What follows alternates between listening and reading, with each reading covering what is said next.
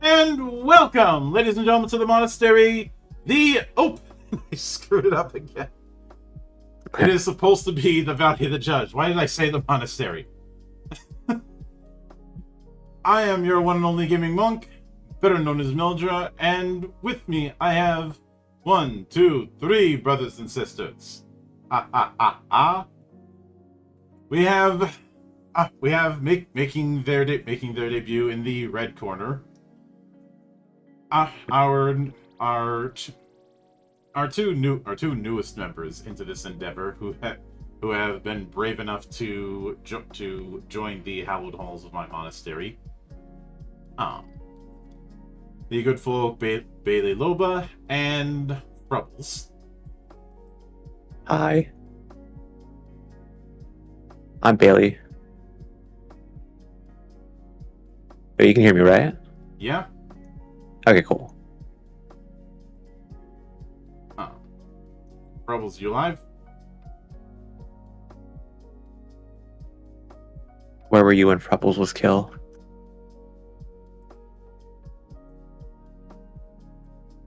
Who killed Frubbles in the billiard room?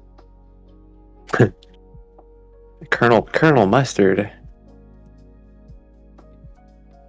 But we also have, as always,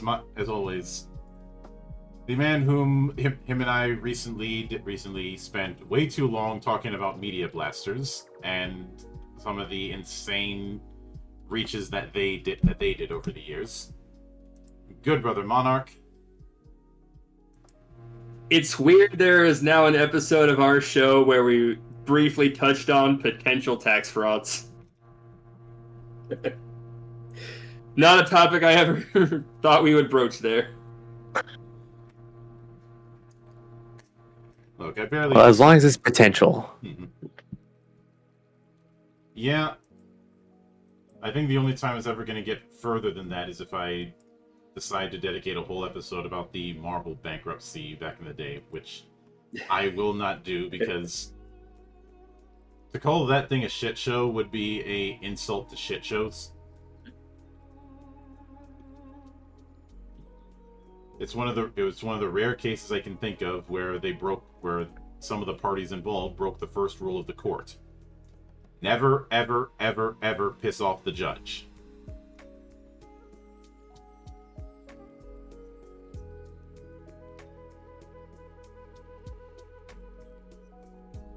I mean, what's the judge gonna do? Send her to jail?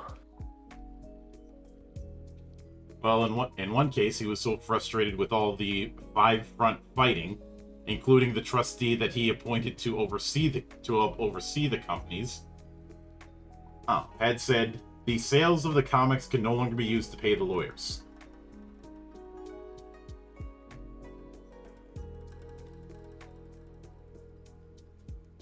Damn.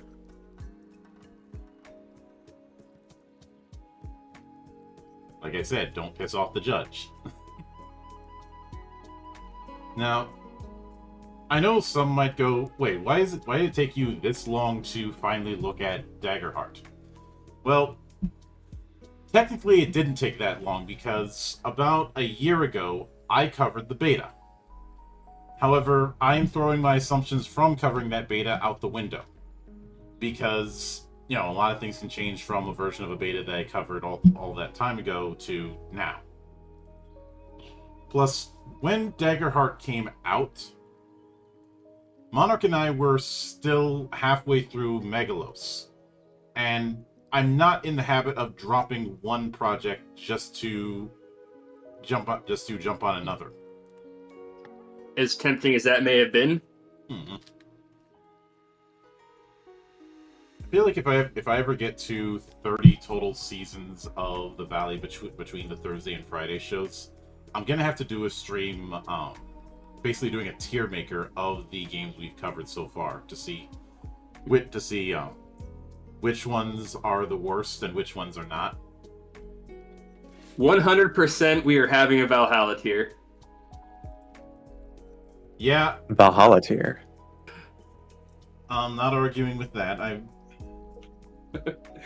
Valhalla, for those who don't know, is one of the first games that me and Mildred did for Valley. I think it was maybe like the second or third season. It was the second bad. season. First season was Song of Swords, and it was bad enough that I completely gave up by the time we got to the end.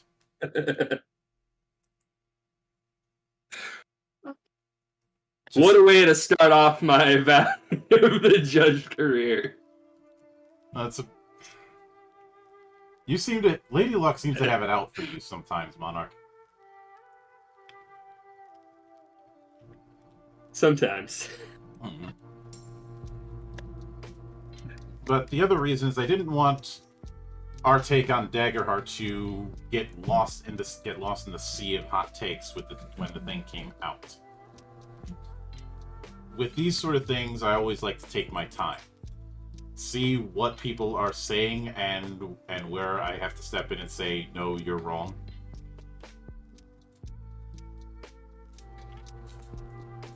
See also most people when they talk about anima.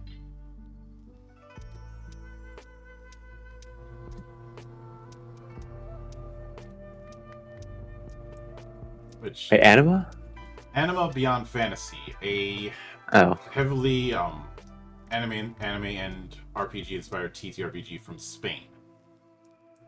Which I remember now, actually. Yeah, which I have a long history with, and Monarch and I will be getting into that history later this year.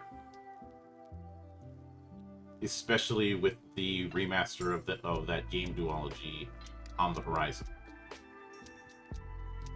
But the other reason is, when I looked at a lot of the takes on Daggerheart, I was a bit annoyed that a lot of people were hyper-focusing on it being developed by Darrington Press, which is the game publication branch of Critical Role. And a lot of people taking whatever issues they have with Critical Role and applying it here, but more importantly, they were spending more time focusing on that and not on how the game actually plays as a game. the thing that is Yes. actually important. Also, looking at the chat, I see Hydra and Amelie Heaven. Hello there. Hope you're doing well. Hi, Lord Rangifer. Wait, can you hear me? Yep. Lord Rangifer. Yep. As well Nice. as Lord Rangifer saying bark bark and tax fraud in Minecraft. I will confess something to you all. Even after all these years, I have never played Minecraft. What? The fuck? What do you mean you never played Minecraft? I mean, I've never played Minecraft. Well, then how? Well, first of all, that's a crime, and Minecraft is a good game, and you should play it. Second of all, how are you going to establish plausible deniability by saying in Minecraft after saying something sus? Oh. Well, first So I got off, you there. If I say something sus, I will own up to the fact that I said something sus. And usually say phrasing. Second off, if a lot of those, the kind of game that Minecraft presents itself as is just not one that's really my style. I like to have a particular goal, so those sort of sandbox survival type of games, not my thing. And hello there, Zoe Bell. Welcome to the party. Hi, Zobel. Woo. And I just see it. There's one L, not two L's. And Rang saying that you kidnapped. I did. I did kidnap him. Well, welcome to the monastery, where any notion that you know how TTRPGs actually work is going to be humbled very quickly. Damn, that is a big. I don't know what to say. Big. Not, a lot to live up to with that promise. Basically. I'm pretty sure one of these days I will end up commissioning somebody to do a short comic of the whole. You take the red pill or the blue pill. You take the blue pill, you wake up in Wonderland believing that D&D is the only RPG. You take the red pill, you stay in Wonderland, and I show you how deep the rabbit hole goes. Oh, the red pill's so good. I will also say, well, you never played Minecraft. I'll say I've never played D&D, except for Baldur's Gate 3, but I don't think that counts. Yes and no. The D&D 5e that's in Baldur's Gate 3 is heavily modified from the core. Exactly. In some cases, making marginal improvement because Larian Studios is not run by idiots. That's the domain of Wizards of the Coast. Now, I will note that of the games we've covered in the past, Daggerheart is going to be the longest season that we've done in a while because, well, it's a big-ass book. People gave me shit for Legend Edition being 540 pages. Daggerheart's core book is 415 pages. We love a hefty book. Mm-hmm. Though, if anyone says that a given game is too complicated, I will throw my copy of Hero System, just the character creation book of Hero System, and tell you to get on my level.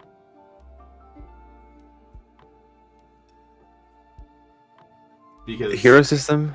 Yes. I don't even know what that is. That started out as Champions and then evolved into a Universalist system. And like I said, there's a lot of names you're going to be learning in the course of this. Yes, I've realized that half my interactions with this is just me being like, huh, what is that? And then you explain it to me and then be like, oh, okay. Mm-hmm. But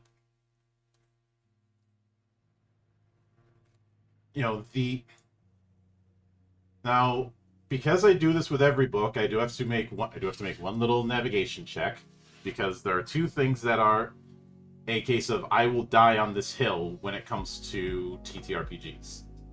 So, do we have bookmarks? Yes, we have bookmarks. Let me skip right to the back to see if we have an index. It is not at the very end. There are a lot of kind of images and spells and notes. I am scrolling up right now to see where the index is. Yeah.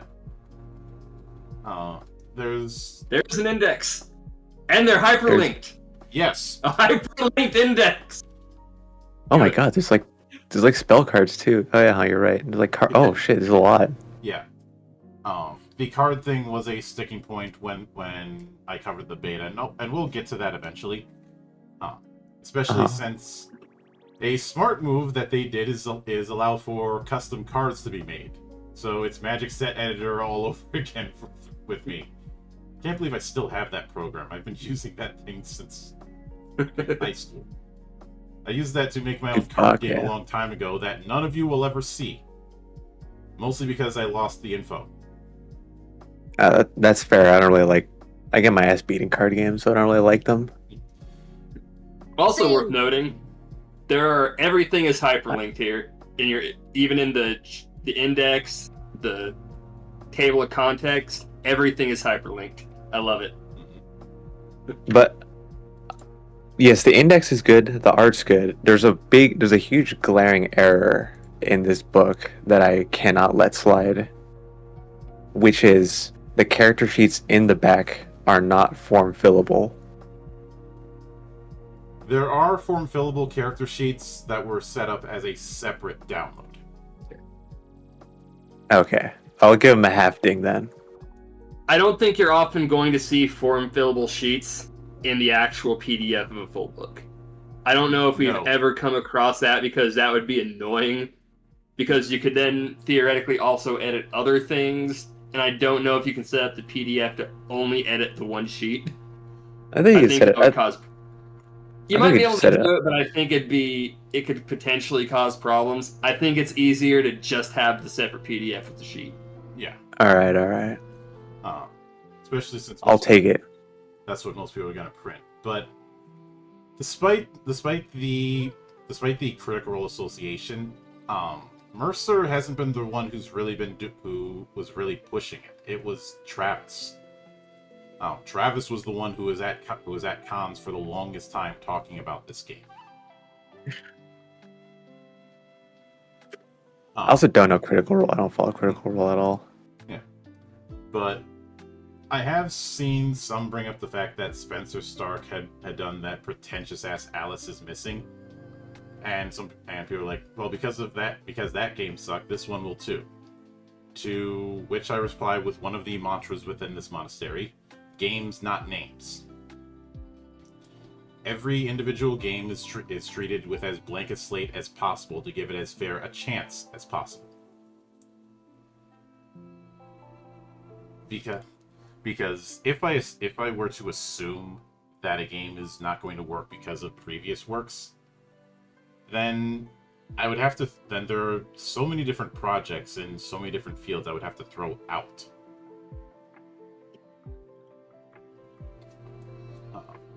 And yeah, I think that's a fair thing to do. Yeah, it's Maxim. It's not Death of the Author.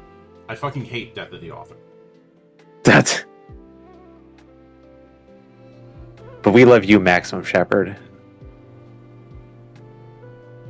So Big Ass, does this have dragons? Can you be a dragon? We will get to that, but no, but I can say it. I can certainly say at my table, you're not playing a dragon. I have other games for that. But for the purpose of this chapter, for the purpose of this episode, we're going to be covering the introduction and part of character creation. Now, obviously the first thing we have is the introduction. And a lot of the what is a role-playing game I kind of skip because you've seen this explanation before. You've seen it for eternity. uh,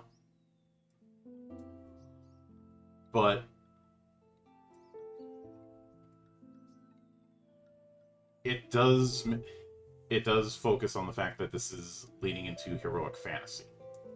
I am glad that that's made clear right out of the gate, because we've seen some games that say that they are fantasy but do not realize how wide of a net that is to cast. Uh-huh.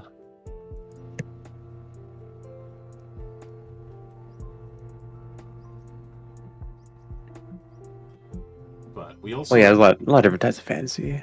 Yeah, something else I like, and this is something that I've done in my own work, is in the touchstones, where they go into the different inspirations and inspirational material of that led to the creation of Daggerheart, or the kind of vibe it's going for.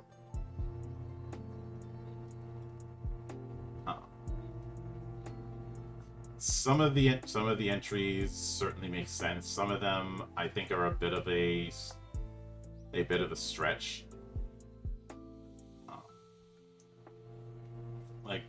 Bringing up Outriders by People Can Fly. I'm not sure why you'd want to bring up a dead game, but Outrider? Yeah. That was a game that had its moment and then died a very quick death. Oh, that game. Yeah, I remember that game. But given special appreciation to the Genesis system by Fantasy Flight, which I covered somewhat when I covered the FFG Star Wars trilogy. The Cypher system, which I've covered through things like Numenera, The Strange, Gods of the Fall, and a few other games. D&D, they mainly say that they took that the advantage-disadvantage system was inspirational for some of the dice mechanics. We'll get to that. 13th Age, which I have a lot of experience with, especially given the fact that both of the main designers for 13th Age I have interviewed in the past. Oh, nice. Oh, wait. Blades in the Dark and Apocalypse World are... Ooh, Blades in the Dark, woo! I am very familiar with. In fact, that when Candela Obscura came out, I had said, just go play Blades in the Dark. I realized that was a major inspiration, but you can play that kind of thing too close to the chest. Fair. It's a good game. Yeah. The Wild Sea by Mythopia. I have covered the Wild Sea. I have interviewed its creator Felix Isaacs years ago.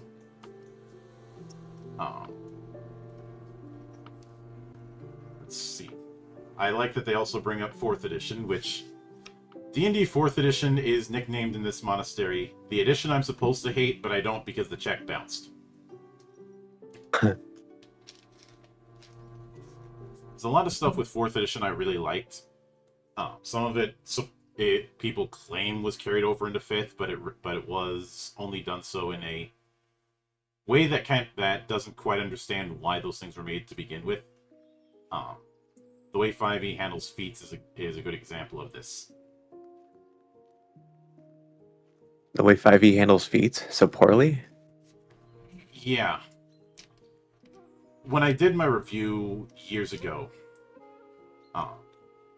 in fact, around 10 years ago, of 5e when it came out, I had said that having feats as an ASI alternative misses the point of why feats were introduced to begin with.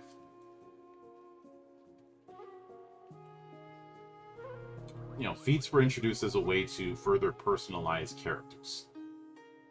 And shuffling them off into something where you're only going to get 4 of them at most, if you even get that high a level, which most people won't.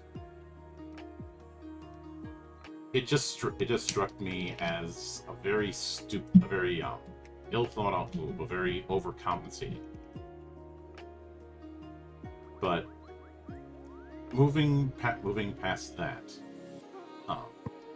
I do want to read off the core mechanics overview just to give a bit of a teaser for when we get to the proper core mechanics in a few weeks.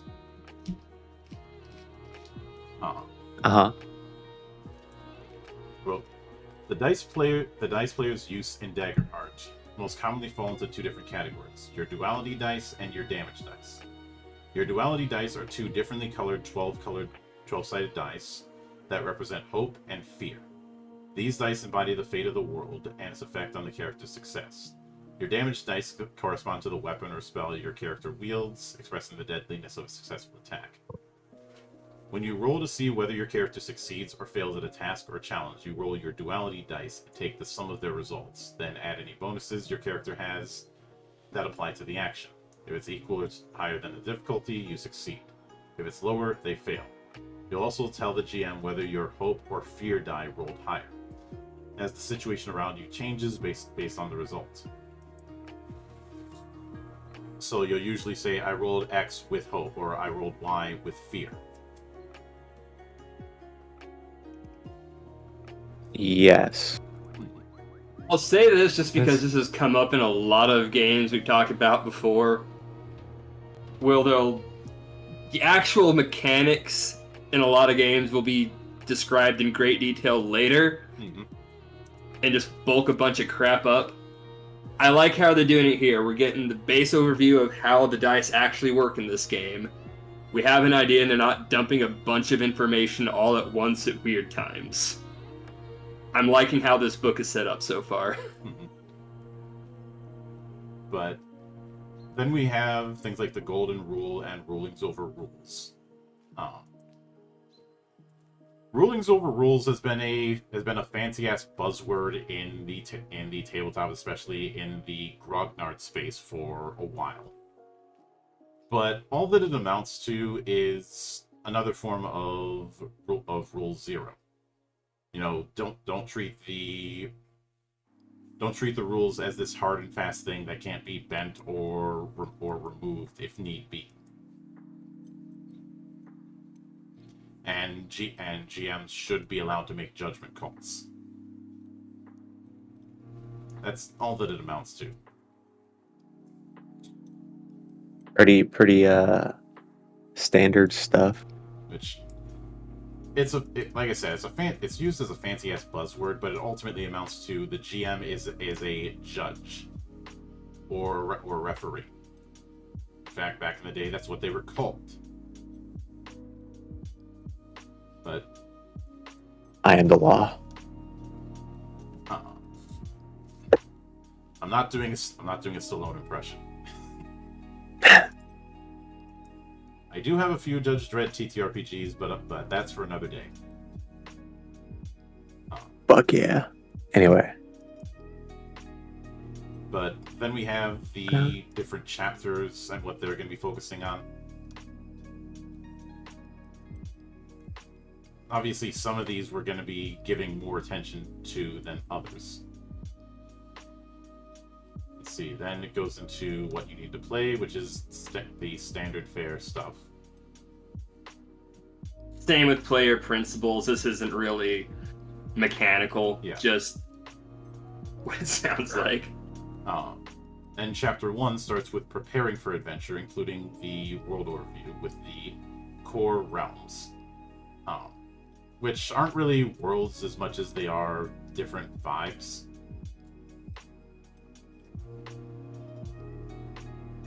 As well as the way spell cards are going to work.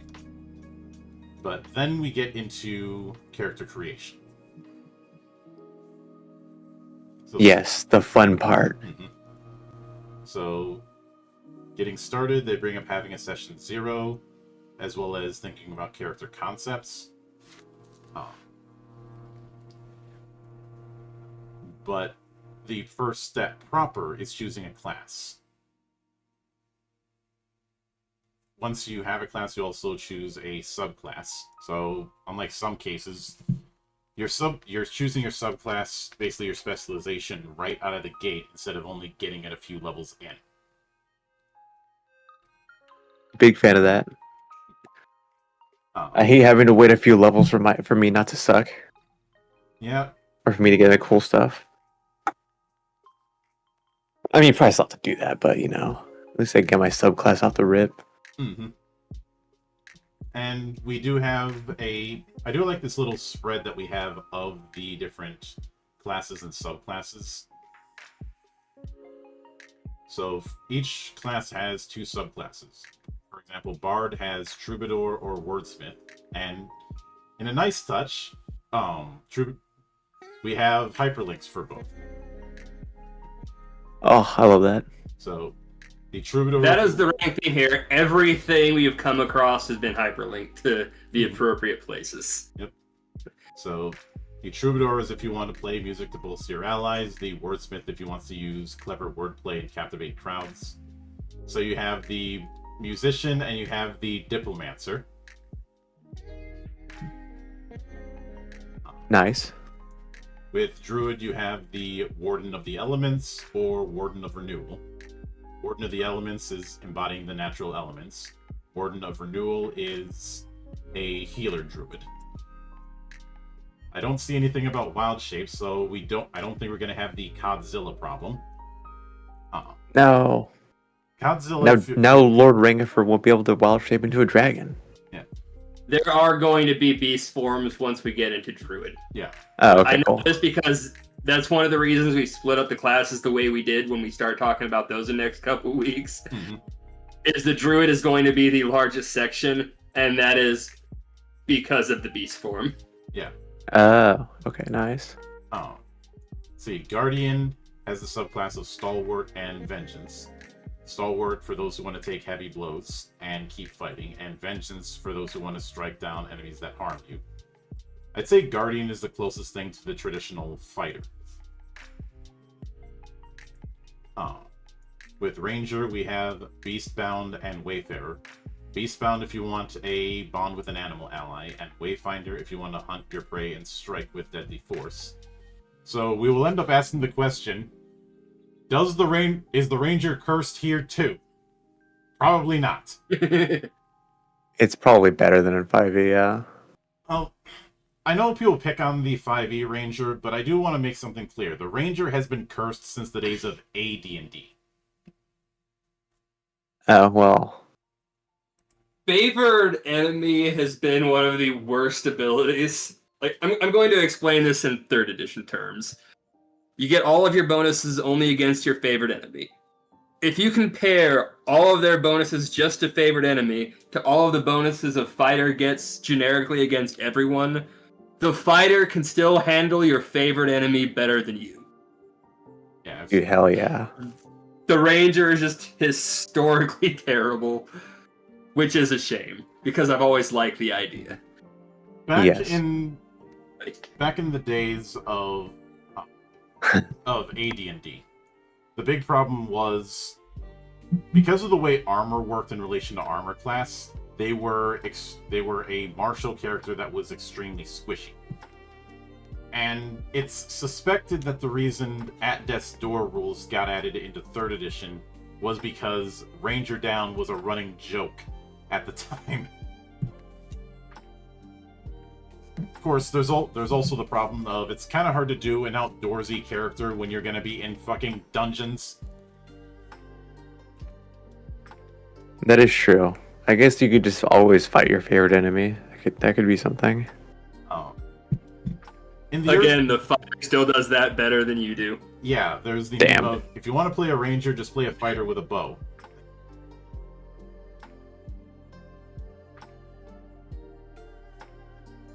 But I love 5e. Or I guess D&D. I don't know. I've never played D&D before. But then we have the Rogue, which has the subclasses of Nightwalker and Syndicate. Nightwalker for those who want to manipulate shadows to maneuver through environments, and Syndicate for those who want to have a web of contacts. So you effectively have Garrett from the Thief games or a Spy Master. Which honestly is pretty cool. Spy Master idea is pretty interesting. Everybody wants to be James Bond. Exactly. You can be the edgy rogue even more mechanically now because you're just everyone likes you or you know some people, you know. I might twist that around a bit if somebody does that in one of my games where, yeah, they know you, but not all of them like you. You know, kind of like John Constantine. Oh. Where while he has plenty of contacts within the superhero community, most of them can't stand him. Yeah, but that could still play into the edgy rogue archetype, I feel like. Mm-hmm. Nothing wrong with the red edgy rogue. Well, actually, there kind of is, but you know. Oh. I think the problem is a lot of people want to treat it as if they're this solo act, like they're playing a stealth game. The problem is you're in a party. But then we have the Seraph, which I guess would be the closest thing to the Paladin. You have the Divine Wielder and the Winged Sentinel. Winged Sentinel if you want to take flight and strike crushing blows from the sky. And the Divine Wielder if you want to dominate the battlefield with a legendary weapon. So already it's more interesting than the standard Paladin. Yes. Is there... I didn't read it, but is there a oath breaking for Seraph? No, because that's stupid. Okay, cool. Thank you for that. Thank you for agreeing with me on that. I do not endorse anybody who wants to bring in stuff that creates that GM situation. You know, the fall or die problem. I don't know the fall or die problem, actually. Monarch, I know that you're familiar with this because of the whole you stop gaining levels if you stop being lawful, or you do anything that is not lawful. I haven't heard it referred to as the fall or die problem before, but yes, I hate that. You lose so many abilities, changing alignment for certain things. Mm-hmm. Sometimes when it makes no sense. Yeah. And I feel like alignment itself kind of just makes no sense. Well, I've talked about alignment in the past, and I've stated that alignment as it was originally intended, you know, this look of how the cosmos thinks about you, or what sides of the cosmic forces think about you, you know, very much drawing upon the Eternal Champion book series by Michael Moorcock, where he had the pantheons of law and chaos, and both of them were not nice. That is fine. But somewhere along the line, alignment became a morality system, and it was never built for that. That is where the problem ends up laying. And I'm generally fine with the alignment system if people aren't going to take it too strictly. Like, just think of it more as like a general outline, and not a strict set of stuff you need to be doing to fit into the alignment. Which is why things like the alignment requirement when it came to certain classes was a problem. Like, you don't need that on the Paladin. You had the Paladin code, which I know some people didn't like it. I was actually kind of fine with it. But then you have bards can't be lawful? What? Bards can't be lawful? Yeah. In 3rd edition D&D, no. Bards could not be lawful. Barbarians could not be lawful. Mm-hmm. That's crazy. I didn't understand that nonsense. Yeah. Oh. In earlier editions... Monks needed to be lawful. Yeah, in earlier editions, you also had stupid things like barbarians have to destroy magic items that they find until their 11th level. Gross. That sounds like a fun game to play. Like, honestly, like, I love having my party members just destroy my shit that I need. Because they have to. But... I feel like that rule probably got, like, ruled out. Ignored. Oh. Much like alignment languages. Yeah. Oh, barbarians had to be illiterate too? I guess. Maximum, I think, is Yeah. Depending on the edition, barbarians defaulted to illiterate. Mm-hmm. Oh, amazing. Yeah, a lot of these are are the reason why I keep giving that game guff for not putting its foot down regarding what sort of fantasy it wants to be. But then we have Sorcerer, not to be confused with its Horserer. The subtypes being Elemental or Primal Origin. Elemental Origin, if you want to channel the raw power of a particular element. Primal Origin, if you want to extend the versatility of your spells in powerful ways. I have a feeling the difference between Elemental Origin, Sorcerer, and Warden of the Elements, Druid is... Elemental is focused on one particular element exclusively, whereas Warden of the Elements is going to be a grab bag. Yeah, you mean for Druid? Yeah, Warden of the Elements seems like it has the standard, like, Avatar, The Last Airbender elements. Fire, earth, water, air, tied to it. And Maxim, I will note this. Within this monastery, we hold these truths to be self-evident that all are cremated equal. Everybody gets the roast. Doesn't matter how big your game or small the game is. I do not believe in punching up or punching down. I just believe in punching. Or kicking, because kicking's easier. Well, kicking down's easier. But then kicking's so much shorter than you. But I'd say I could see people assuming the Primal Origin is akin to wild magic, but I think it's more akin to people who like to mess around with spells so that they're not as fire and forget. But then we have Warrior, which is divided into Call of the Brave and Call of the Slayers. Call of the Brave, if you want to use the might of your enemies to fuel your own power, so a nice builder-spender fighter. And Call of the Slayer, if you want to strike down adversaries with immense force. So in this regard, I guess you could say that the fighter archetype has been split into Guardian and Warrior, which I'm fine with because the selling point with fighter has been good with weapons, but the problem is that's such a wide-ass net. Yes, that's why it's good to always get fighter levels, because it's just good with weapons. Yeah, making fighters a dip class and adding to the whole basic fighter narrative. The whole fighter as Babby's first character concept, which I'm not a fan of. No. I agree that splitting fighter up into 4 different subclasses across 2 different classes is probably a good idea. Mm-hmm. I don't remember, kids. 3rd level fighter, dumb. Yeah, I don't have the typical fighter in my Legend Edition project, but that's because you can't take traditional classes and try and apply them to how Legend Edition does things. It is a completely different approach. You could make the typical fighter, but even trying to do the straight only uses one kind of weapon fighter in Legend Edition is going to be more powerful than it is going to be in something like D&D. Oh, nice. But the last class we have is the Wizard, or to use a certain reference from Discworld, the Wizard.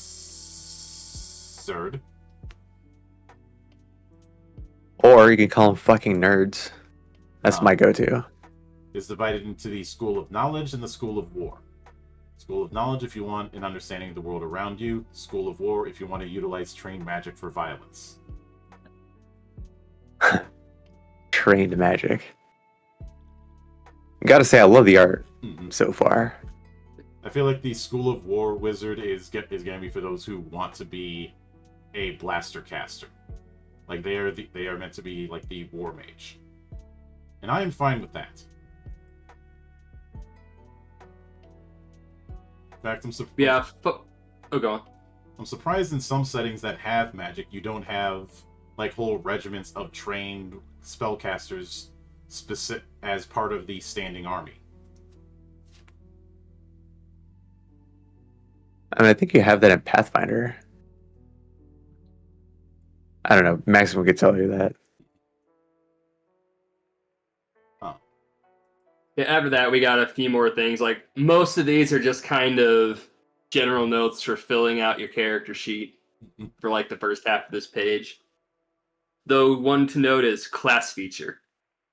Every class begins with a unique class feature, or several. You don't have to write these. Oh yeah, so that's just stuff from your class you're going to fill in, which we will get to when we get to classes. Mm-hmm. But the actual next step, choose your heritage. Yep. So you choose your character's heritage. This aspect of your character includes two elements, ancestry and community. For your ancestry reflects their lineage, impacting their physicality and granting them two unique features. Take the card for one of the following ancestries, then write its name in the heritage field on your character sheet. Got Clank, Furbolg, Human, Infernus, Fungrel, Dracona, Dwarf, Galapa. Yeah, we'll be getting to these.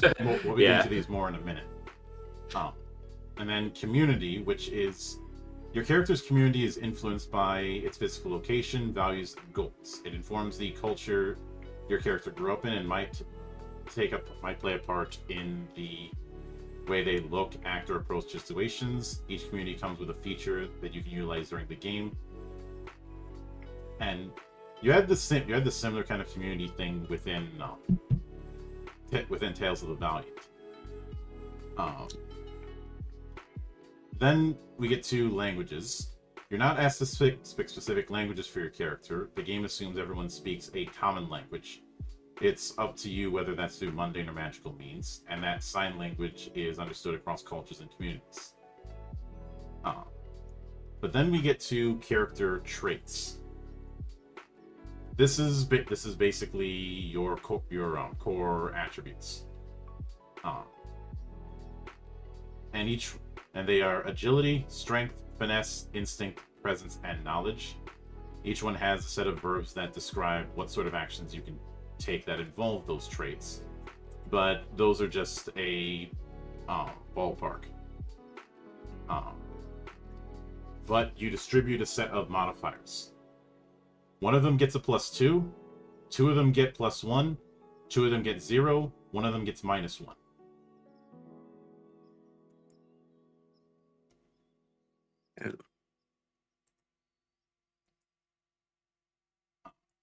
There's no rolling for it this time in this particular case. I mean, I love rolling for stats. I love just being broken or not or worthless right out of the gate. You like being that person who rolls a bunch of 6s at once when it comes to stat generation. Exactly, dude. Makes me feel so good. On one hand, I can see that. On the other hand, I've had to deal with that one person who I swear to God, it's like they have a 14-karat horseshoe stuck up their ass. Oh, how stupid lucky they get. No, yeah, I'm being sarcastic. I don't like rolling for stats at all. I think it's dumb, honestly. I think depending on the game, it's fine.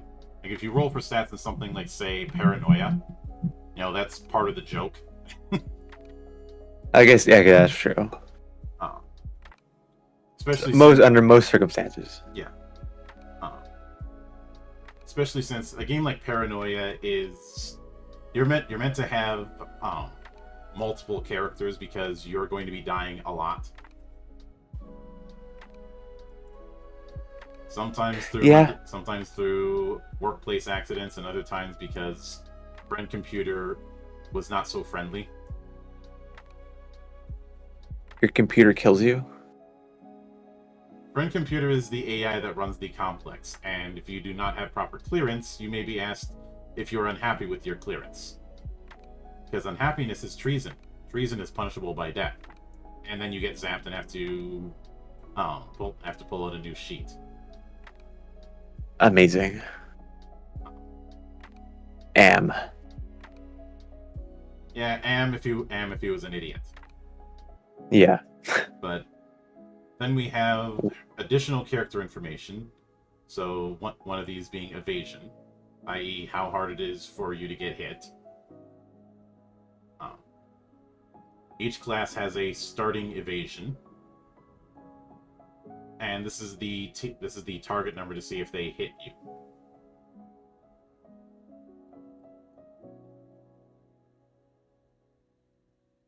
Then you have hit points and stress, which each class starts with a set number of hit points. Stress is your ability to withstand mental strain. You always start with 6 stress. Now, hope and Starting with 6 stress. That's great. Yep. So realistic. Now, hope and fear are the currencies used by both players and GMs to represent messing around with fate during play. You start with 2 hope, and you'd mark those on the hope field. Anytime you roll with hope on your duality dice, meaning your hope die rolled higher than your fear die, you gain a hope to a maximum of 6. During the game, you can spend hope to help your character's allies, apply their life experiences to challenges, and empower their spells and abilities. If you instead roll with fear, the GM gains a fear point that they can spend on certain effects. Sometimes a fear roll introduces other complications into a scene, even if you succeed on your roll. So, hope is what you use to give yourself a boost, fear is what the GM uses to make your life interesting. I'm going to be interested in seeing like what both of these are going to be used for, because I really like this idea. I don't know if we've really come across something quite like this before in any of our valleys.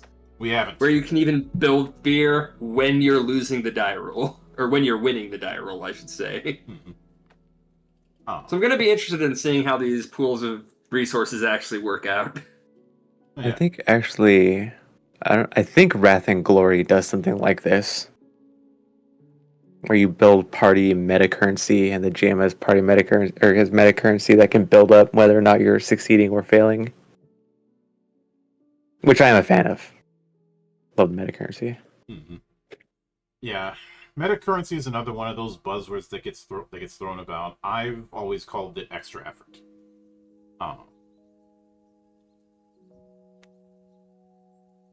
I've been influenced.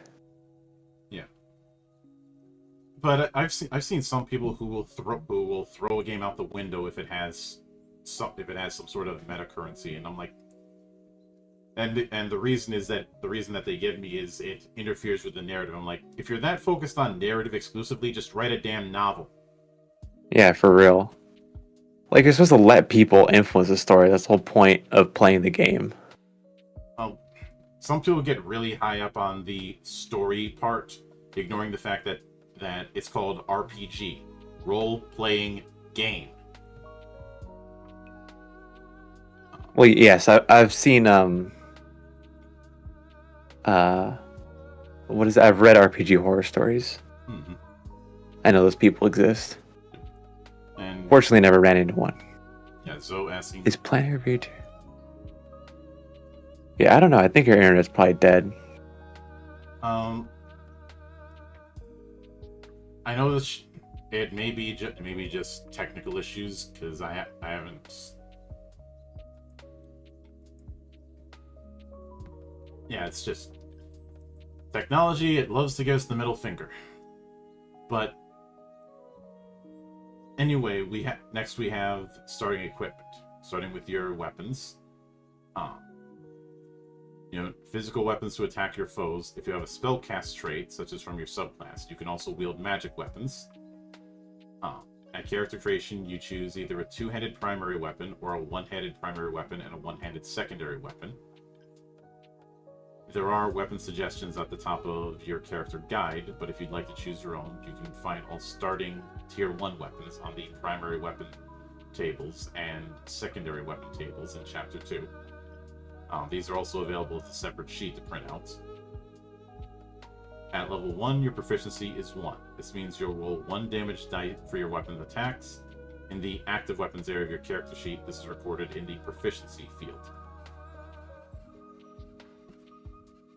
So it seems like when it comes to damage, dice are more important than modifiers.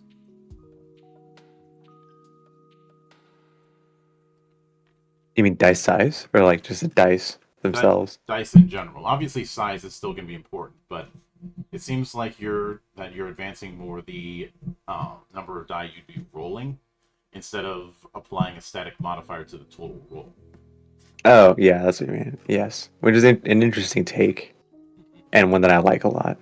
Yeah, I've done something similar when it comes to Legend Edition, where a lot of the effects are more focused on dice rather than static numbers. Especially when it comes to damage from weapons or spells. But then we have armor. You can, obviously, there's a set of armor suggestions in the guide. When you equip armor, you record its details on the active armor field, and armor's damage thresholds, as shown in the base thresholds column, indicate how much damage a character can endure before marking hit points. So if that's the case, then armor is essentially temp HP.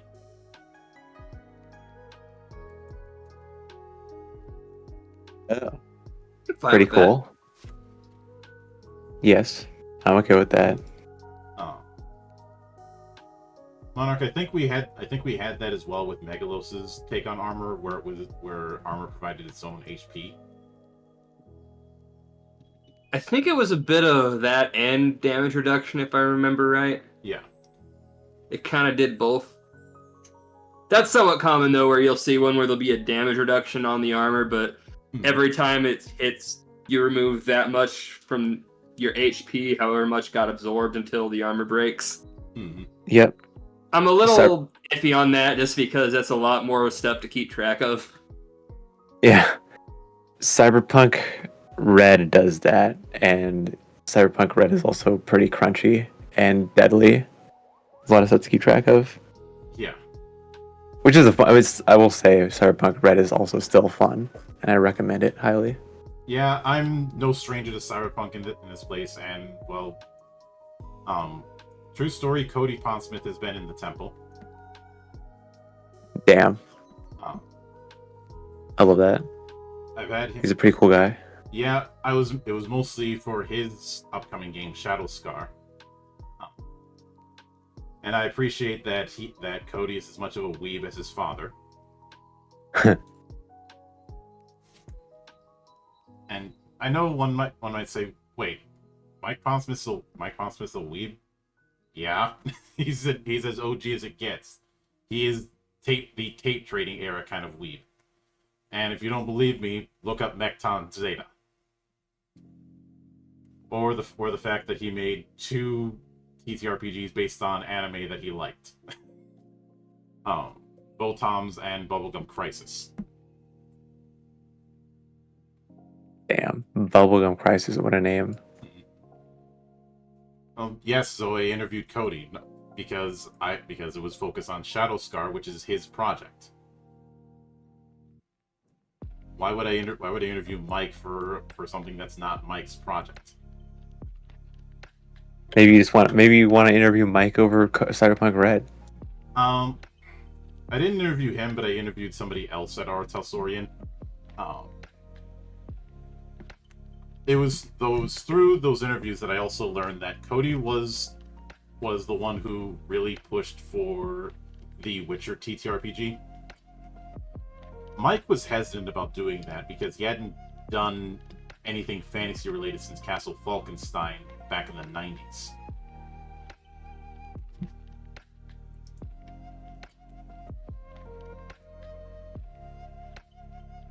Yeah, I mean, I guess that's fair, but nothing like dusting the dust off. Yeah. But the cobwebs. But you also include anyway, getting back to it, you also include your armor score in the armor field. This shows the base value plus any bonuses you have to your armor score from other abilities. When you take damage, you can mark one of these small shield symbols next to your armor, called an armor slot, to reduce the severity of the damage by one threshold. Severe to major, major to minor, or minor to none. You can only mark one armor slot per attack. You have a number of these slots equal to your armor score.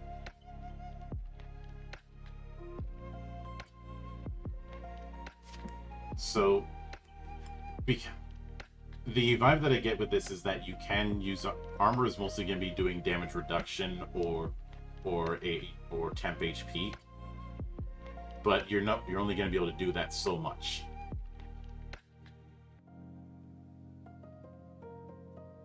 But okay. Then we have other starting items. So your inventory contains anything else your character is carrying. The top of your guide lists all their starting inventory items, which includes a torch, 50 feet of rope, basic supplies, a handful of gold, your choice of either a minor H potion, clear 1d4 hit points, or a minor stamina potion, 1d4 stress. The and either option on your character guide, which is specific to your class. You may also be asked to choose what you use to carry your spells. And no, we do not have an encumbrance rule with this. Thank God, I hate encumbrance.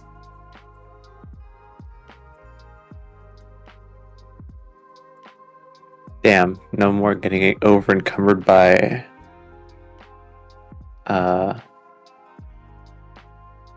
what's it called? Coins. No more getting over encumbered by gold coins. Nope, nothing of the sort.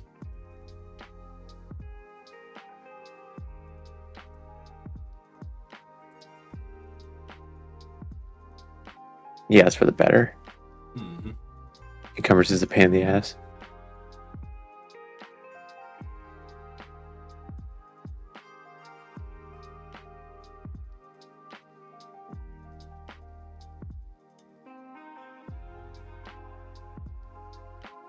And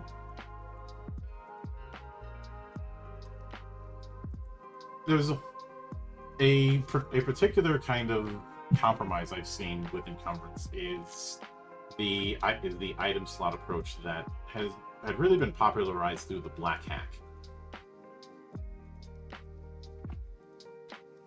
Uh-huh. What is that? Just like the...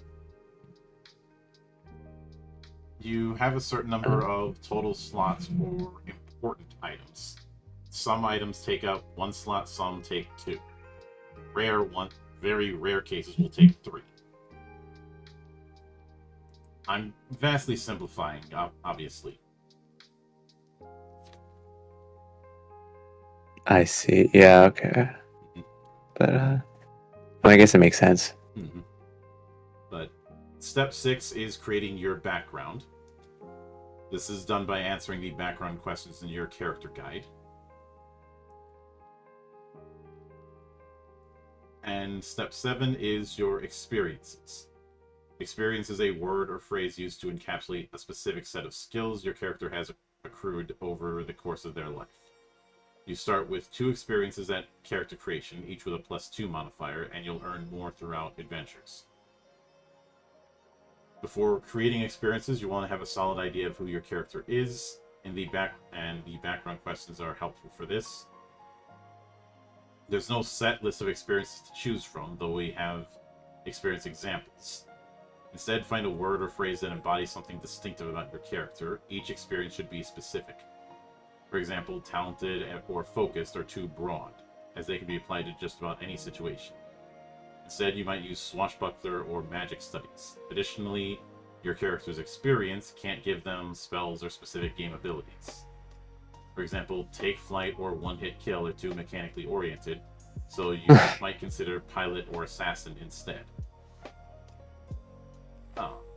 The experiences thing is very much akin to the backgrounds setup in 13th Age. And I do appreciate that, and this is something that I talk about with a lot of games. They establish where the line is. This is a problem that I've had with Fate for years. They give you an established line And we have a very robust list of examples of what you could actually pick for your experiences. Yes, I do like that. I like when the games tell me how the rules work. Which is surprisingly uncommon.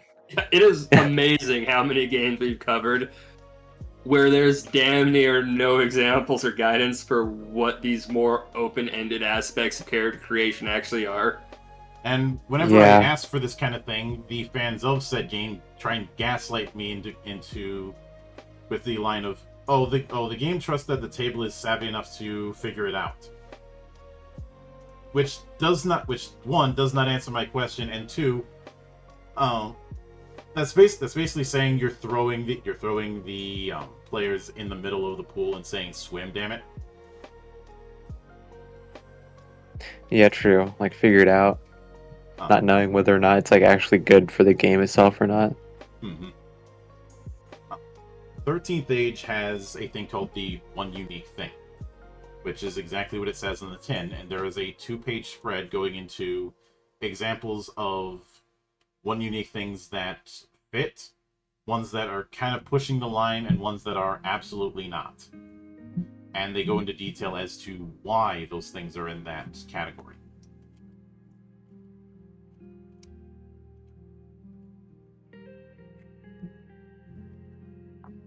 And I'm fine with this because back in the day, there were a lot of games that wanted to have this absurd amount of individual skills. Even games I like had this problem. If you guys think Pathfinder and 3rd edition got bad with that, oh boy. Oh gosh. I don't know, but I've heard stories. Shadowrun has been my whipping boy for this kind of problem. As well as a lot of those simulation heavy games that came out of the 90s. Phoenix Command is one example, and is one game that I have explicitly said, unless I am being paid and it's the kind of money that none of you have, I will not run Phoenix Command. Are you back, Rebels, from the internet issues? So, my net has been having a stroke. When it's not my net, it's my mic. So... Yeah, I was assuming that you were having net issues. Yep. Well, welcome back. Like, damn. But hello, I'm back. Hi. My internet is not having a stroke. Yep. As my chiropractor often says, glad to see you're back. Terrible. Get out. How can I get out of my own show? We can have a chat run it. Hide in a corner. No. I'm gonna sit. You cannot. I'll sit in the corner and stare at it. You cannot shame the shameless.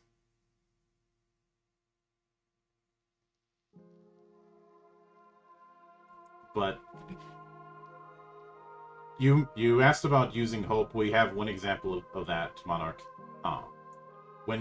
Before you make a action or a reaction roll, you can spend a hope to add the experience's modifier to the roll's result.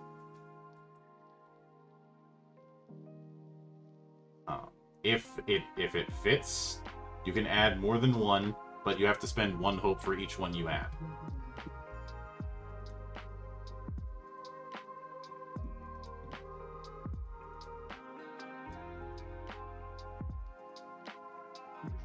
Now, do you get the bonus by default always, but you can add it again with the hope, or is this bonus from experiences limited to just hope?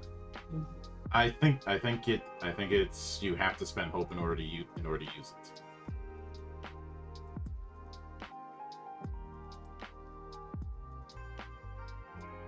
That does seem to be right. But all right, that is one potentially really nice use of hope. But you can't re-roll in this game, I don't think. Is there no re-rolling? It's not been brought up yet, so for the time being, I'm assuming no. Yeah. There may be abilities, but we'll find that out in due time. Mm-hmm. But after that, you choose your domain cards. These are the core building blocks of Daggerheart's classes. The following domains are included in the book: Arcana, Blade, Bone, Codex, Grace, Midnight, Sage, Splendor, and Valor. Each domain has a domain deck, a deck of cards containing abilities and spells with essential theme or focus. And we'll get into domains in more detail. Each class in Daggerheart is formed by combining two of these domains.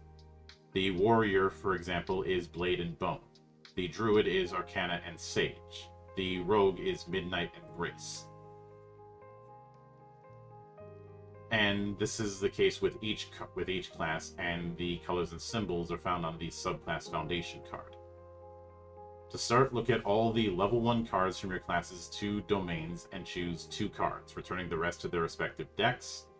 You can take 1 from each domain or 2 from a single domain, whichever you prefer. These cards grant you special spells and abilities. You'll choose another card each time you level up. Though they do have it that on page 328, all the card text can be found for reference. So you don't level up; you gain new cards. No, you do. This level is basically up. a card game. I mean, yes. Which, this is the thing that got a bunch of people triggered, because for whatever reason, the idea of using cards in a TTRPG automatically makes it feel like a board game or some claptrap like that. I was gonna say it makes it feel like Wizards of the Coast with their Magic the Gathering, like they're fusing Magic the Gathering and D&D. Yeah, except when Wizards of the Coast tried to bring Magic into TTRPG form, all they did was just make D&D settings for Magic sets, which is not what people were asking for. But I mean, Wizards of the Coast is famous at listening to what people want. Yeah, this is closer to that mark. But yeah. whenever it comes to the whole, you can't be having cards as a core mechanic, that makes it feel like a board game and not an RPG. I've always said, it'd be real embarrassing if you just happen to have a reference deck of spells or one of those boxes of index cards of different spells, features, and equipment and the like. It'd be real embarrassing if I saw that you had that at your table while saying that kind of shit. Yeah, I mean, I don't mind it, honestly. Cards can be useful. I mean, they're modular. You can print more out if needed, or you just copy them.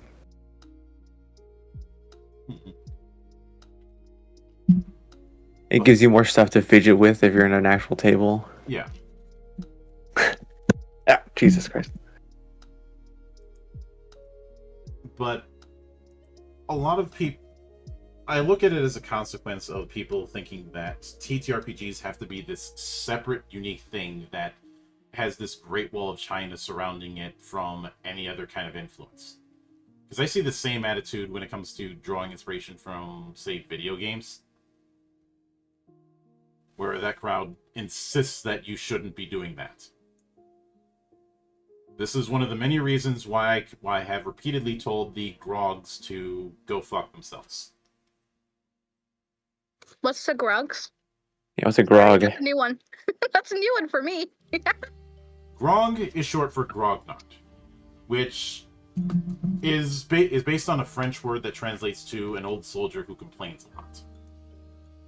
Oh. And in the context of TTRPGs, they are essentially the type of person who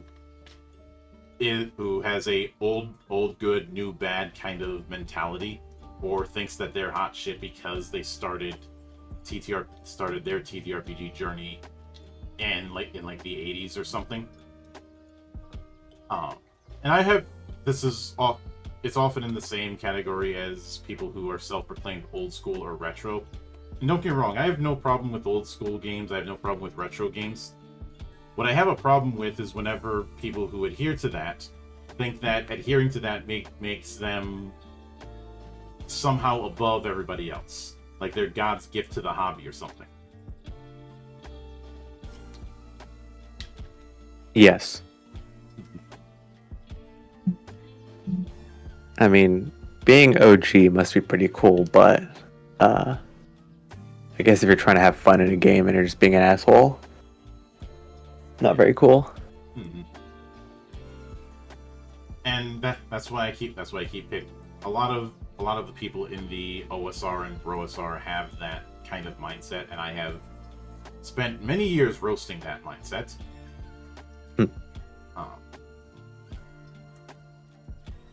But getting back to this subject matter, then it goes into shared domains, which is basically them saying that each class shares its domain with at least one other class. Basically, they encourage players to coordinate the shared ones and choose ones so that people aren't double dipping too much into each other's kit.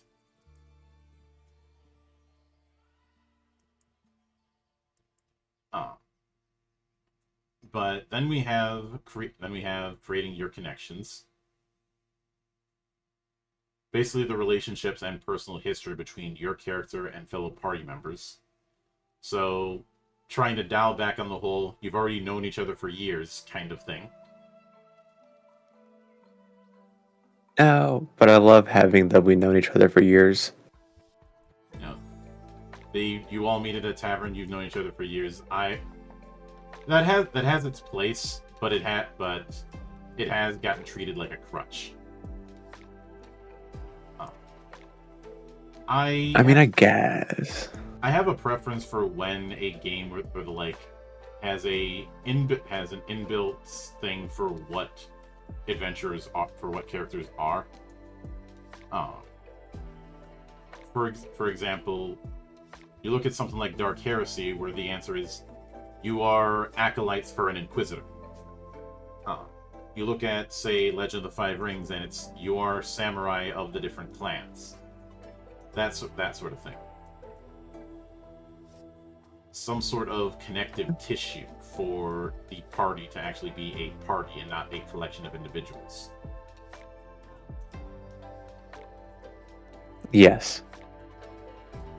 I mean, yeah, it can work both ways. Yeah. But then we have a example set up for a character.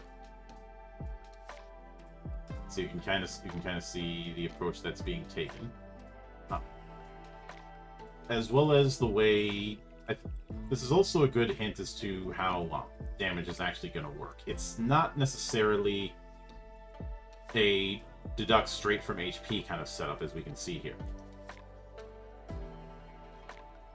You have essentially damage thresholds, and the tier of damage determines how many HP boxes you mark.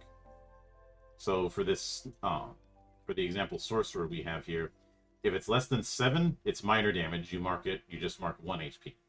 If it's between 7 and 14, it's major damage. You mark 2. And if it's 14 or higher, it's severe. You mark 3.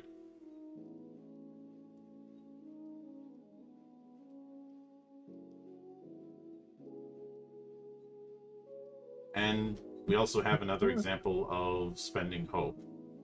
Since the character here is a sorcerer, you can spend 3 hope to reroll any number of your damage dice on an attack that deals magic damage. So there's kind of your answer regarding the reroll question. Rerolls are a thing here. Nice. Sick. Mm-hmm. Gotta have my rerolls. Yeah. So I am also starting to like how much versatility there seems to be in that hope resources. Mm-hmm. Yeah, it is very nice. There seems to be the implication that you're going to be gaining hope easy and you're going to be spending hope easy. Which is how it should be, honestly. One other thing I am going to note here, just because I looked at the channel raw power, one of the things on it is gain hope equal to the level of the card, meaning those dice are not going to be our only way of generating hope and fear. Mm-hmm. There are going to be other things that affect it. Yeah. But I have to correct myself. The base thresholds is what gets added to the thresholds for damage. Because the damage threshold is basically the base thresholds of your armor plus your level. So leather armor has thresholds of 6 and 13, which is why the thresholds are 7 and 14. Oh, I see. Interesting. That definitely takes some getting used to. I'd say it's more akin to a wound system rather than a traditional HP system here.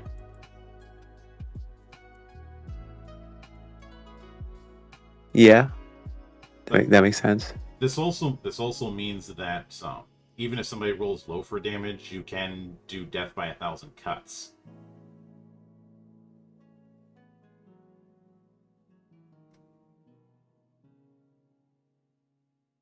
And also we have the character guide that each class is going to have, and the tier system and how they level up. So we're only dealing with 10 levels, and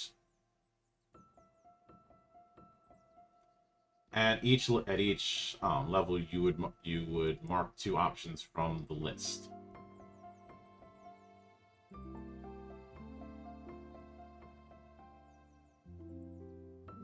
And the list, is there like a level up list? Yeah. Like on page 23, that's exactly what we've got there. Let me see real quick. Oh, there it is. Yeah, I was looking for this page, I just found it. Oh, okay, I see. Oh, yeah, that's pretty cool, actually. Mm-hmm. Some guided leveling up. Very, very nice. Mm-hmm.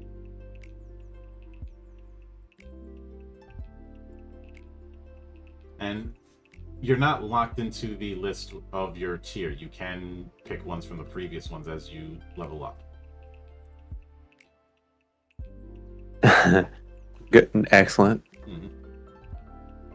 Yeah, after that, though, we go into the domains that we talked about earlier. Yeah, and I love this image of the domain circle. If this is not a poster sometime in the future, I will be very disappointed. Yeah, it is pretty cool.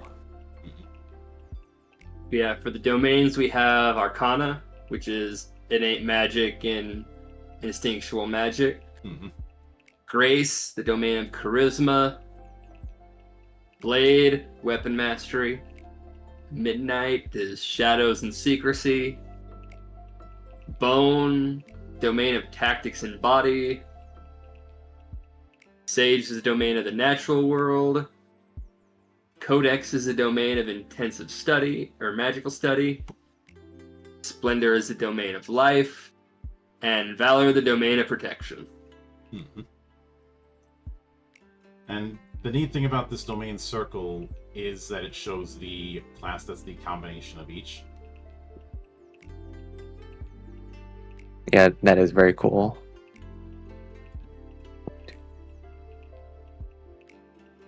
Then we have a thing on reading domain cards.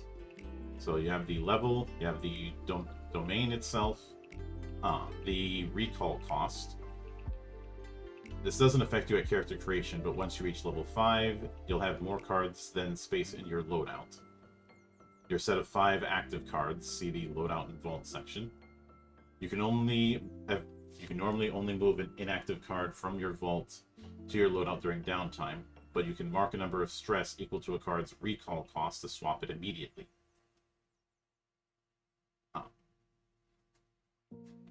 And we have the type, which is basically whether or not it's a spell or something else. There are 3 types of domain cards: abilities, spells, and grimoires. Abilities are mundane, spells are magical, grimoires are unique to the codex, and are a collection of smaller spells bundled together. Then the feature of the card.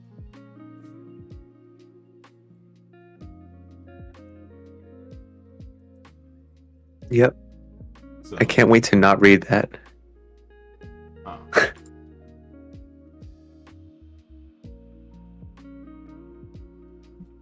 the example spell we have here is Rune Ward,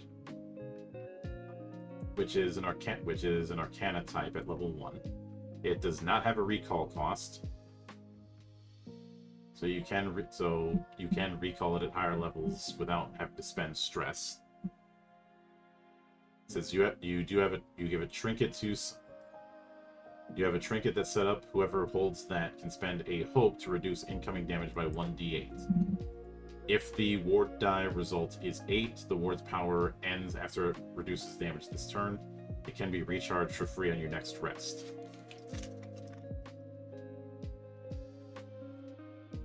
So, essentially, it's a way to reduce incoming damage so you don't mark as much. But if it maxes out, then the thing burns out.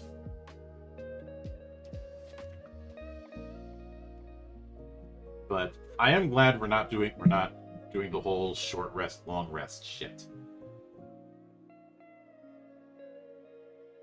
Now, the next page we would cover would be class, but as mentioned, we're going to be skipping class for now and going straight to ancestry.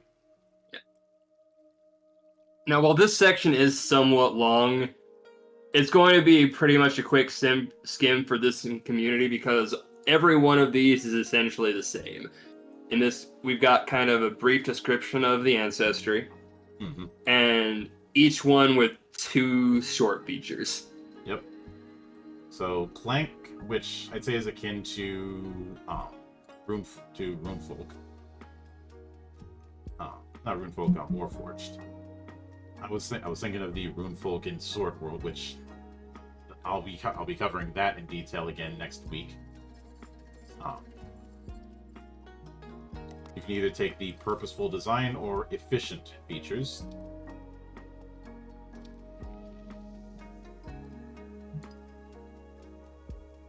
Then we have Dracona, which I'd say is the closest thing to Dragonborn. You can either take Scales, where you can mark, which allows you to mark a stress to mark 1 fewer HP if you take severe damage, or Elemental Breath, which gives you a instinct weapon that deals D8 magic damage using your proficiency. And that's pretty cool. I should note that different weapons are going to use different stats for their rolls, which is something I like. You don't have it where every martial weapon has to use the equivalent of strength and nothing else.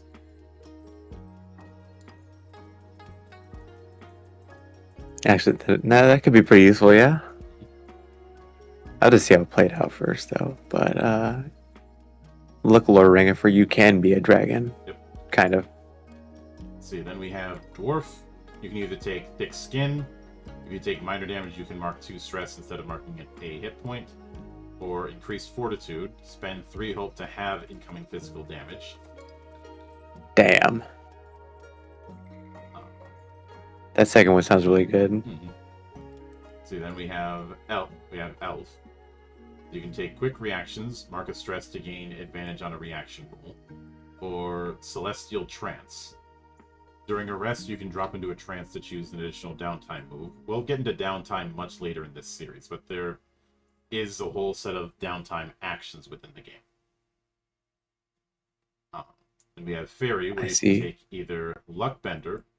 Once per session, after you or a willing ally within you within close range makes an action roll, you can spend 3 hope to re-roll the duality dice. Or Wings, basically you can fly. While flying, you can mark a stress after an adversary makes an attack against you to gain a +2 bonus to your evasion against that attack. Interesting.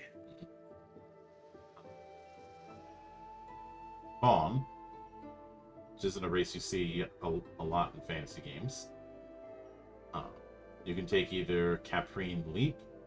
You can leap anywhere within close range as though you're using normal movement, allowing you to vault obstacles, jump across gaps, or scale barriers with ease. So, jump good if you've seen Samurai Jack. Yeah. Honestly, I really love all the art in here. Yes, the art is so good. But the other... I mean, yes, fawn are very yummy. They're ungulates. Yeah, the other ancestry feature for fawn is Kick. When you succeed on an attack against a target within melee range, you can mark a stress to kick yourself off them, dealing an extra 2d6 damage and knocking back either yourself or the target to very close range. If I was playing a Fawn, I would abuse the hell out of that to do wall banging maneuvers. Wait, wall banging? Yes. Kicking someone right into a wall. Oh. No, I thought wall banging is shooting someone through a wall. No, that's just using excessive ammo. Well, I think I'm thinking of like Counter-Strike terminology. And I haven't played Counter-Strike since OG Counter-Strike. I never played CS:GO. I think I'm better off. You were probably better off, yeah. Mm-hmm. Oh, Fear Bulk. What the fuck is that? They're very cute. Fear Bulk are a type of Fae Folk I've seen in some games. They are very bovine-like. Yeah, I see that. But I guess you could say some of them would be akin to Minotaurs. But you can get either Charge, when you succeed on an agility roll to move from far or very far range into melee range with one or more targets. You can mark a stress to deal 1d12 physical damage to all targets within melee range.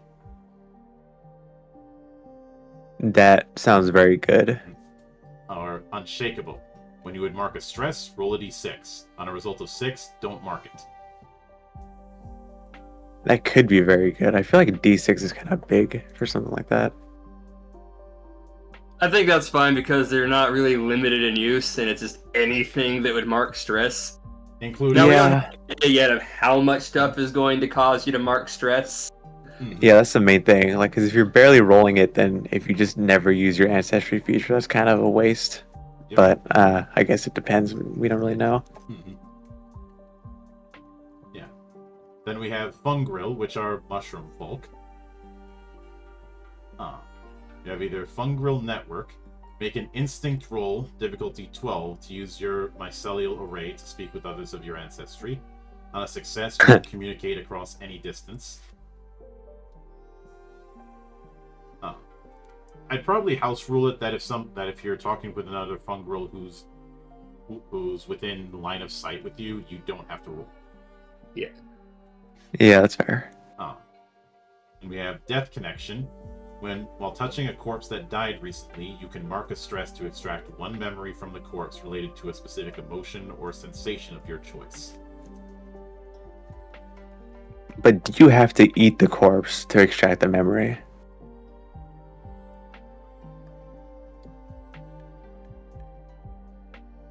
Touching a corpse. Yeah, I know. I will say Fungril Network can be really fun if you have a second stealthy character in your party. Just for, like, communicating information for, like, infiltration missions. Mm-hmm. But real-time information from your spy. Yeah. But I will be back in 1 minute. I need to take care of something. So I'm going to hit the BRB. All right.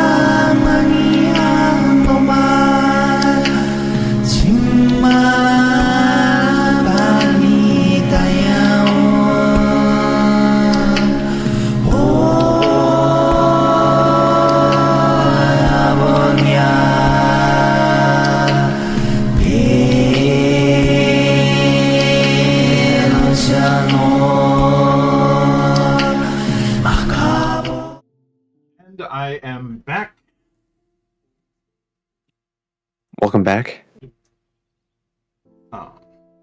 See, Maxim says, I was always iffy on the roll of flat die with no modifiers to X abilities. It really turns you into potential man. Not sure what you mean by that.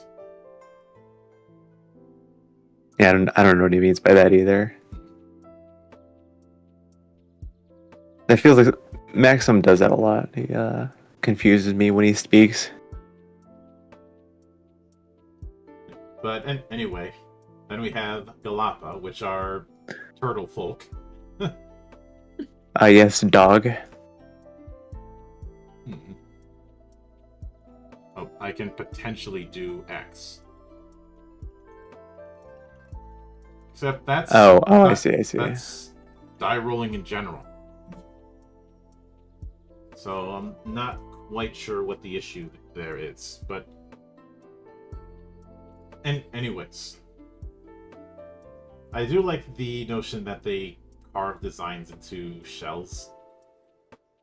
I know the process is described as painful, but looking at the image here, it kind of reminds me of the old school way tattoos are done, where you're essentially jamming a tiny spear into your skin repeatedly.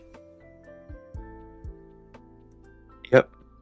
I mean, technically, you're doing that with a modern tool, but this is the manual approach, so it takes a lot longer.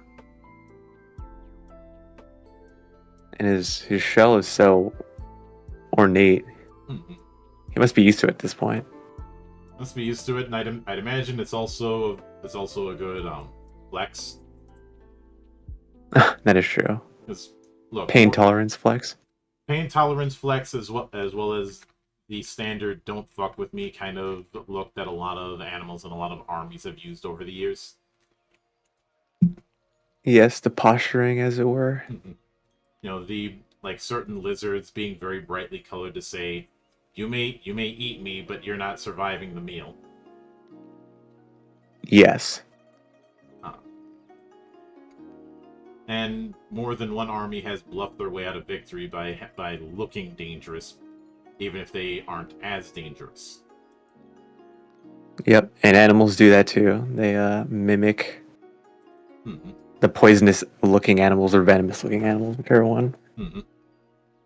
But the Galapagos features are Shell, gain a bonus to your damage thresholds equal to your proficiency. So make it even harder for you to take more than chip damage. Or Retract, mark a stress to retract into your shell. While in your shell, you have resistance to physical damage. You have disadvantage on action rolls, and you can't move. It will be interesting to see how advantage and disadvantage as well as resistance works, because I don't think it's going to be a case of doubling and halving.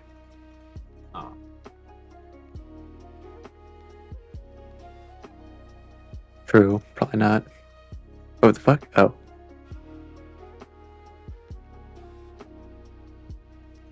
But then we have giants, which adult giants range from 6.5 to 8.5 feet tall. So I would be considered a small giant because I'm 6'6". Jesus. But usually very cool. But they can get either endurance, gain an additional hit point slot at character creation, or reach, treat any weapon, ability, spell, or other feature that has a melee range as though it has a very close range instead.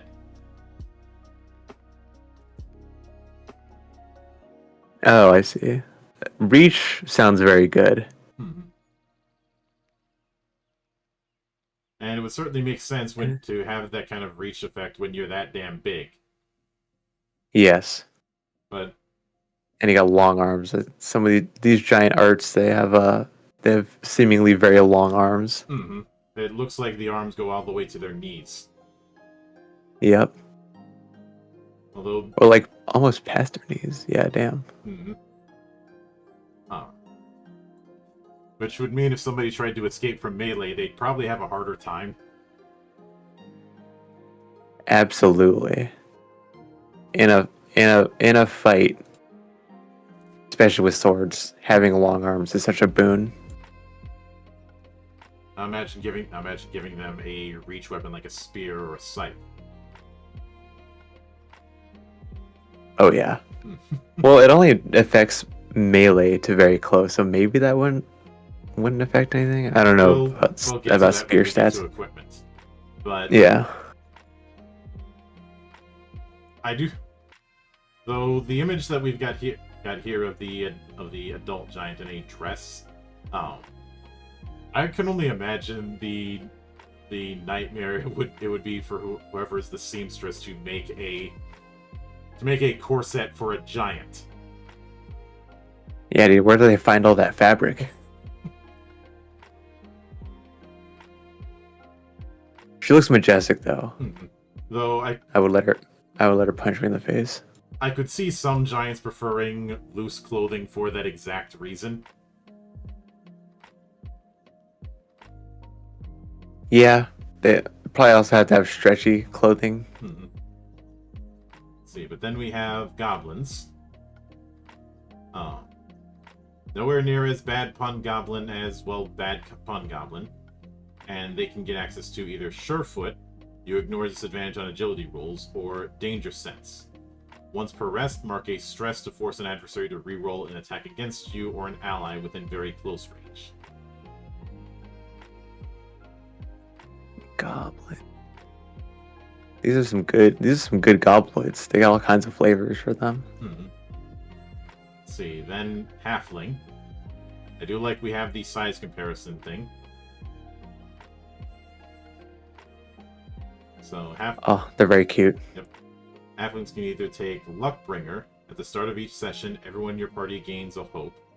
Or Internal Compass. When you roll a 1 on your hope die, you can re-roll it. Damn, both those sound really good. I'll note I've still never been a fan of at the start of session, just because sometimes you have to like stop what you're doing mid-session because people have to leave or you run out of time. So you end up getting hope back in weird situations.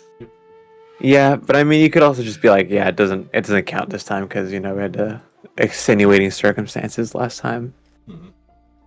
See, then we have human. So you can take either high stamina, gain an additional stress slot, or adaptability.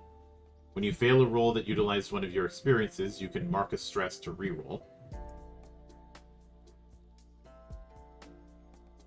And I have to appreciate the caster that we have here. A wizard with a hand crossbow and a peg leg. Oh, I love it.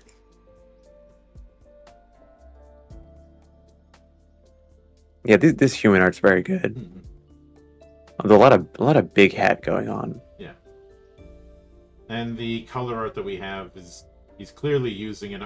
He's got a full-on prosthetic. Yes, very cool. I like also the large amount of colors in his outfit. I like that. Then we have Infernus, who since they're described as descendants of demons, this is your tiefling equivalent. And this also means that they were taking the notes from although, if I'm being honest, I prefer the way tieflings were written in 4th edition, where instead of being descendants of demons, they are descendants of people who made pacts with demons. Oh, I see. I mean, you could probably make it either way in this game. Yeah, but they get access to either Fearless. When you roll with Fear, you can mark 2 stress to change it into a roll with Hope instead. Or Dread Visage. You have advantage on rolls to intimidate hostile creatures. Interesting. And we got quite a I feel like Fearless is pretty clutch. Yeah. Cats. Yep. Katari. Basically the Khajiit in all but name. But I like that they go with a variety of cat types instead of just humanoid house cats. Yeah. This game seems to have a lot of just like giving people a lot of variety in their options, and I'm into it. But they have either feline instincts. When you make an agility roll, you can spend 2 hope to reroll your hope die. Or retracting claws. Make an agility roll to scratch a target within melee range. On a success, they become temporarily vulnerable.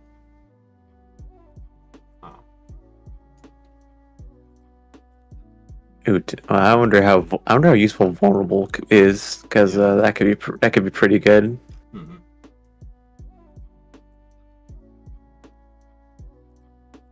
I think it was an interesting move to make it so that it's not a natural weapon in the traditional sense, but just a stat inflictor. But then we have orcs, which you can get either sturdy.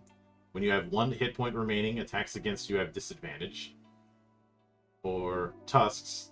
When you succeed on an attack against a target within melee range, you can spend a hope to gore the target with your tusks, dealing an extra 1d6 damage. Damn.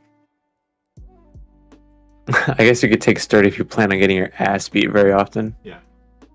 Though the design we have with orcs here resembles things like the orcs in Shadowrun far more than, or even the orcs in Warcraft far more than D&D half orcs or full orcs, because the tusks are very pronounced and in some cases decorated. As you should. Mm-hmm. If I had tusks, I'd decorate them. Then we have Ribbit, Frogfolk, who also have a wide variety of potential appearances. They can get either amphibious, you can breathe and move naturally underwater, or long tongue. You can use your long tongue to grab onto things within close range. Mark a stress to use your tongue as a finesse close weapon that deals d12 physical damage using your proficiency.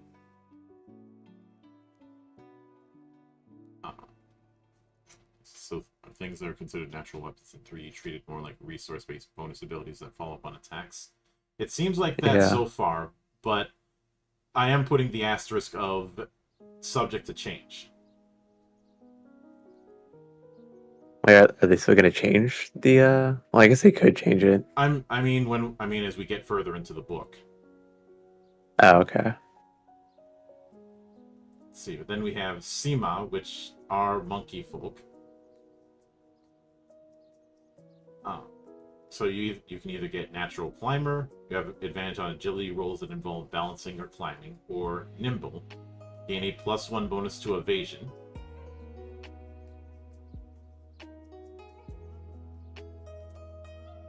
And it is funny that I'm delving into this, because Monarch, was it with you that I covered the quick start for the Planet of the Apes RPG? No, that one was not me. Yeah, my bad. That was sick. But there is a Planet of the Apes RPG, though it's more focused on the original movies and not the reboot movies. But I do like this image of a young simian firing his bow with his feet. Oh yeah.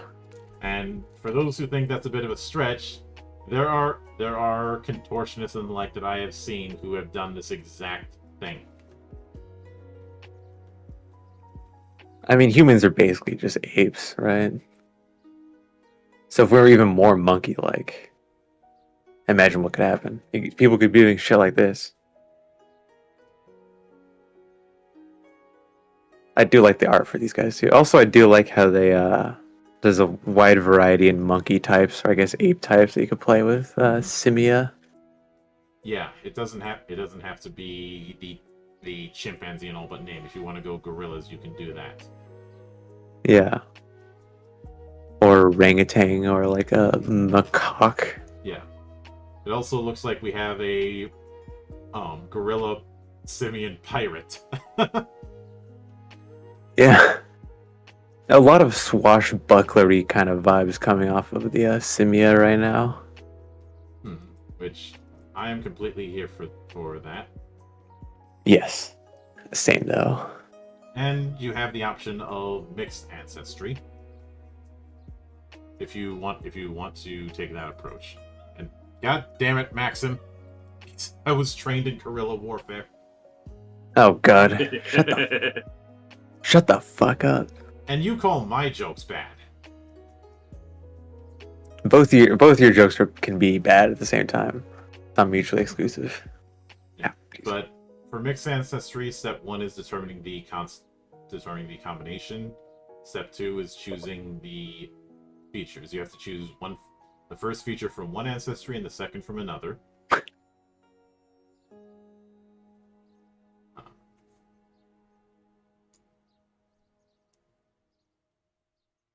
And then we get to, and Rank saying, imagine being an ape. Imagine. Well, I mean, for some of us, it's more true than other people. Mm-hmm. But then we have community, which each community gives only one feature. So, Highborn is you come from money. You come from old money. You got that fuck you money? Yeah, so it talks about placing great value on titles and possessions. You are House Steiner in Battletech.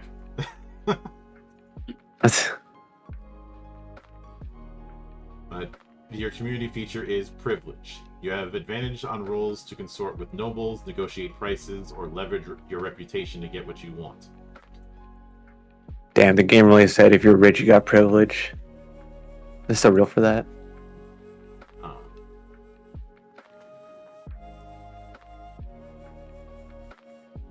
Oh yeah, Max is like BT mentioned. Oh yeah, I love me some BattleTech. I kind of wish there was a BattleTech TTRPG that didn't have a massive catch, but that's another story.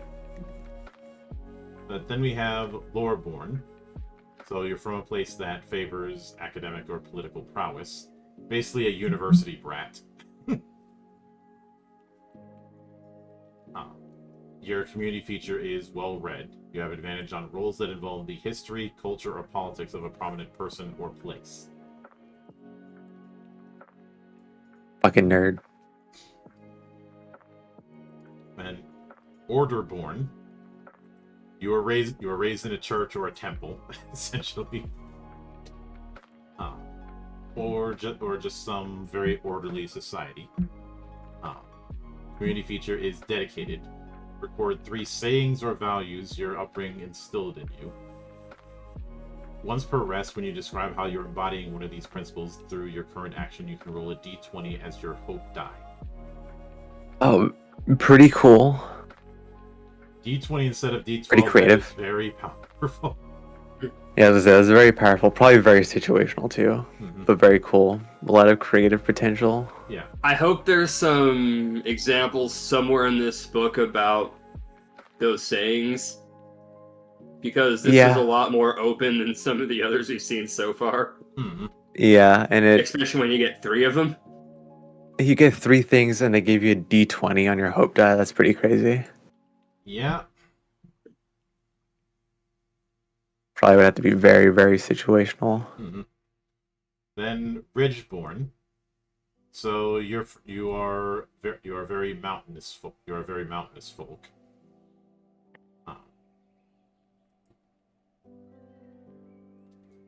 That doesn't mean that you're out in the country, but they talk about some cities carve out entire cliff faces.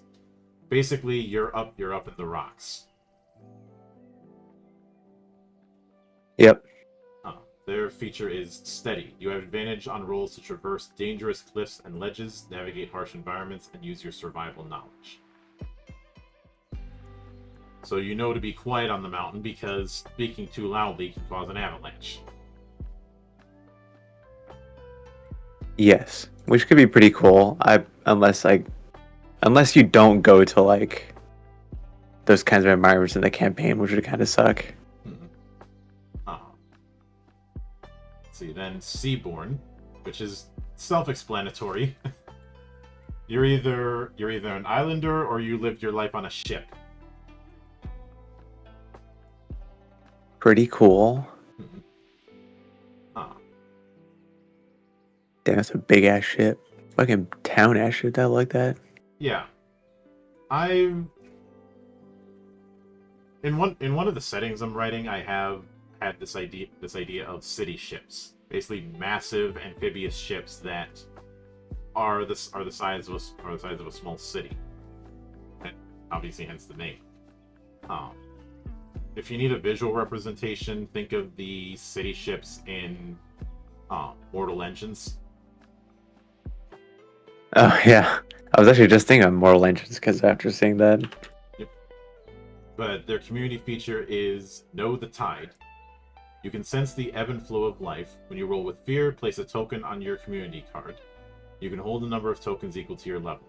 Before you make an action roll, you can spend any number of these tokens to gain a +1 bonus to the roll for each token spent. At the end of each session, clear all unspent tokens. I like it, so you get a bit of a fail forward setup going there.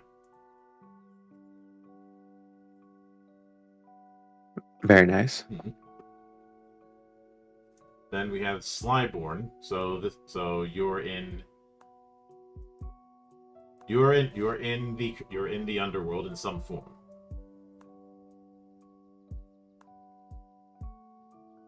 Yes, pretty cool. Wait, what? Oh, Which includes some things like a pirate tower with a pulley system to quickly get out, just in case. yeah, I guess it makes sense. Although I guess if someone just blew up like there's the porch for that tower, I guess I'd be just like killing a bunch of criminals all at once. I feel like that's something people might try to do a lot. On the other hand, if you've got a look high up, I'd imagine that you could spot them coming. Oh, well, of course, yeah.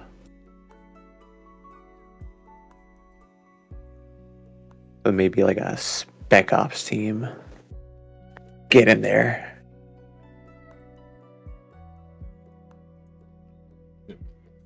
But their feature is Scoundrel. You have advantage on rolls to negotiate with criminals, detect lies, or find a safe place to hide.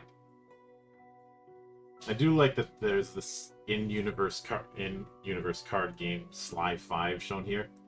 Which, if I know anything about fantasy, about storytelling, whenever a card game is involved, somebody's going to get accused of cheating, and that's when the fight starts.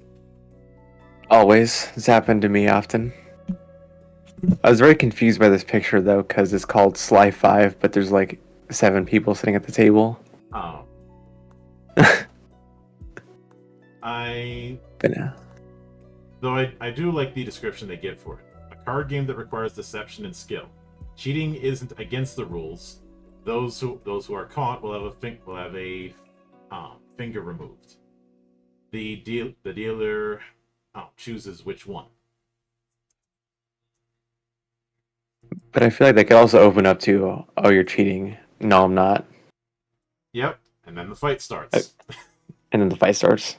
I don't know what kind of person would be like, you got me, I'm cheating. Take my finger. Someone who doesn't want to lose more when the other guy's gang up on you. Or somebody who... I mean... if somebody's using a fake finger... That is true, yeah. What if you're just OP at this game? If you have, like, prosthetic robot arms for each arm. Or something I'd probably do just to screw with the dealer. It's the finger is fake, and each one contains a remote bomb. Not a deal damage explosive, but a flashbang. Yeah, it could work. That's actually pretty cool. That's a pretty cool idea. Then we have the Underborn. So you're underground. The feature for a community is low light living. When you're in an area with low light or heavy shadow, you have advantage on rolls to hide, investigate, or perceive details within that area. That sounds very useful. especially since it's probably gonna be a low light or dark for like half of each day. Then Wanderborn, so nomads.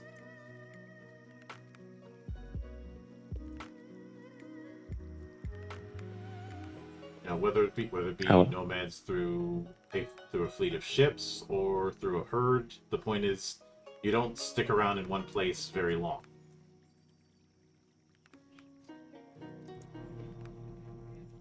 And their community feature looks pretty useful, honestly. Yep. Add a nomadic pack to your inventory. Once per session, you can spend a hope to reach into this pack and pull out a mundane item that's useful to your situation. Work with the GM to figure out what item you take out.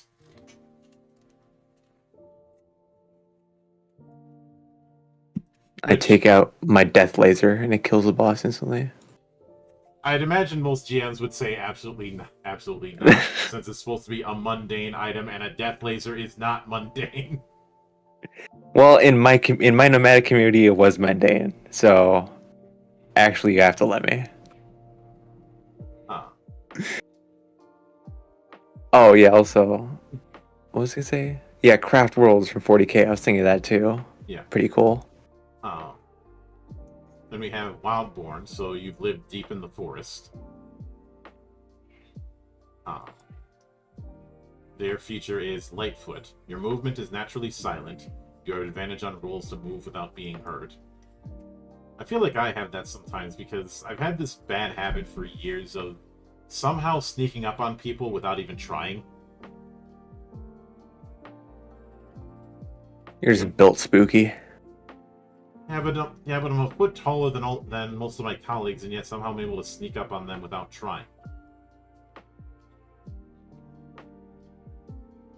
Yeah. Not intentionally. I just walk up to them, and they turn around and they get spooked that they didn't notice me.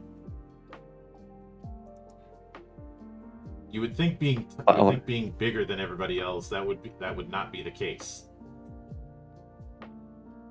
No, I feel like a lot of people are just oblivious a lot of the time. So poor they can't afford to pay attention. Precisely. But that more or less covers the material that we're going to be getting into in this section. This has certainly been the longest time we've done this for a while, but what do you guys think so far when it comes to character creation? I think it's pretty open-ended. Oh, okay. No, you go first. I was gonna say, so far it's just a solid setup. We've got options. It's easy to understand and follow. There's a lot I'll have to say to add on to that after character creation or when we get to classes, because a lot of this is hard to kind of put into context right now. But so far I like it. I'm digging it. Yeah, I like it. A lot of options, a lot of potential for home brewing, I feel like, and character creation at least.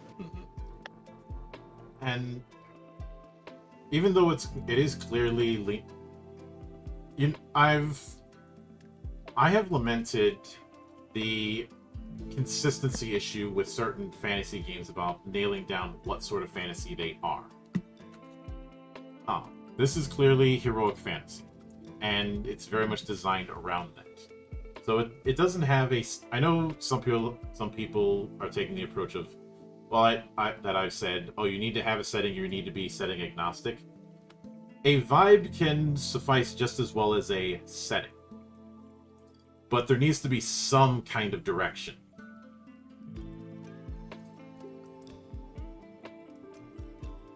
Otherwise, you end up creating more problems than you solve. That's a problem I've had with D&D's inability to shit or get off the pot regarding that kind of thing.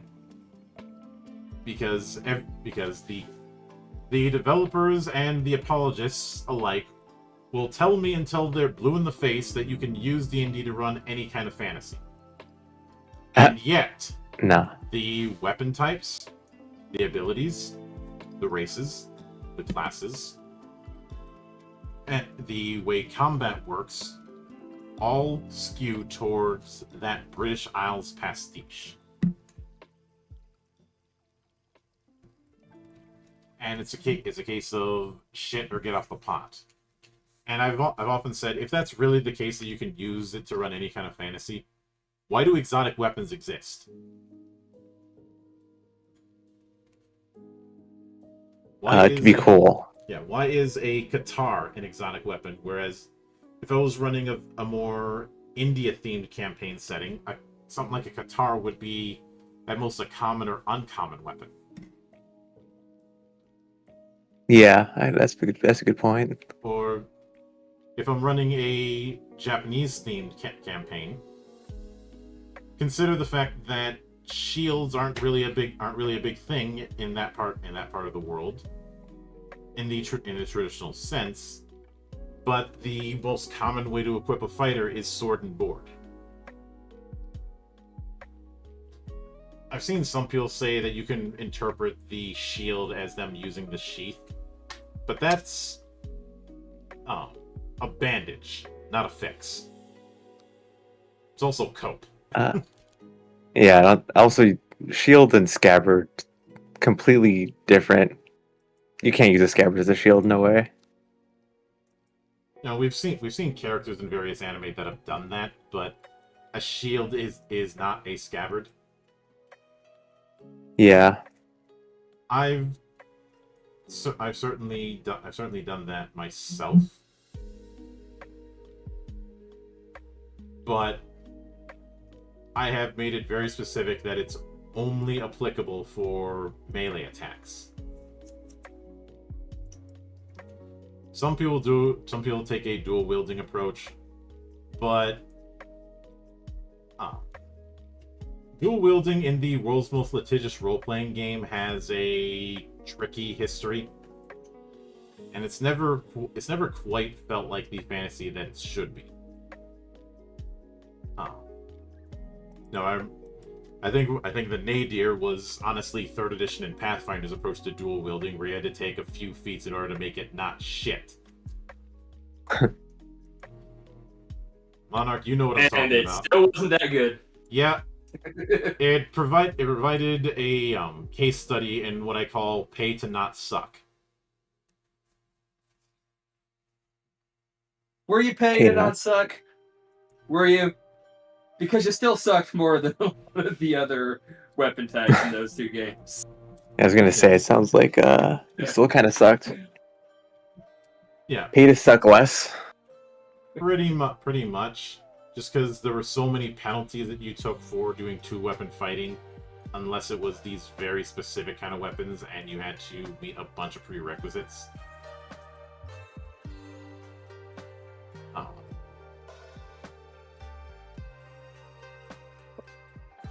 And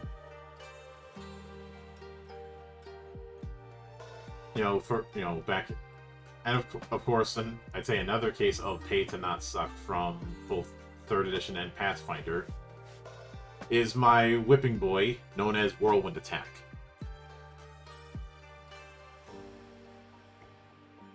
The premise of Whirlwind Attack is essentially the spin attack you've seen in every Zelda game since Link's Awakening. I guess the one that you spam in Super Smash Brothers.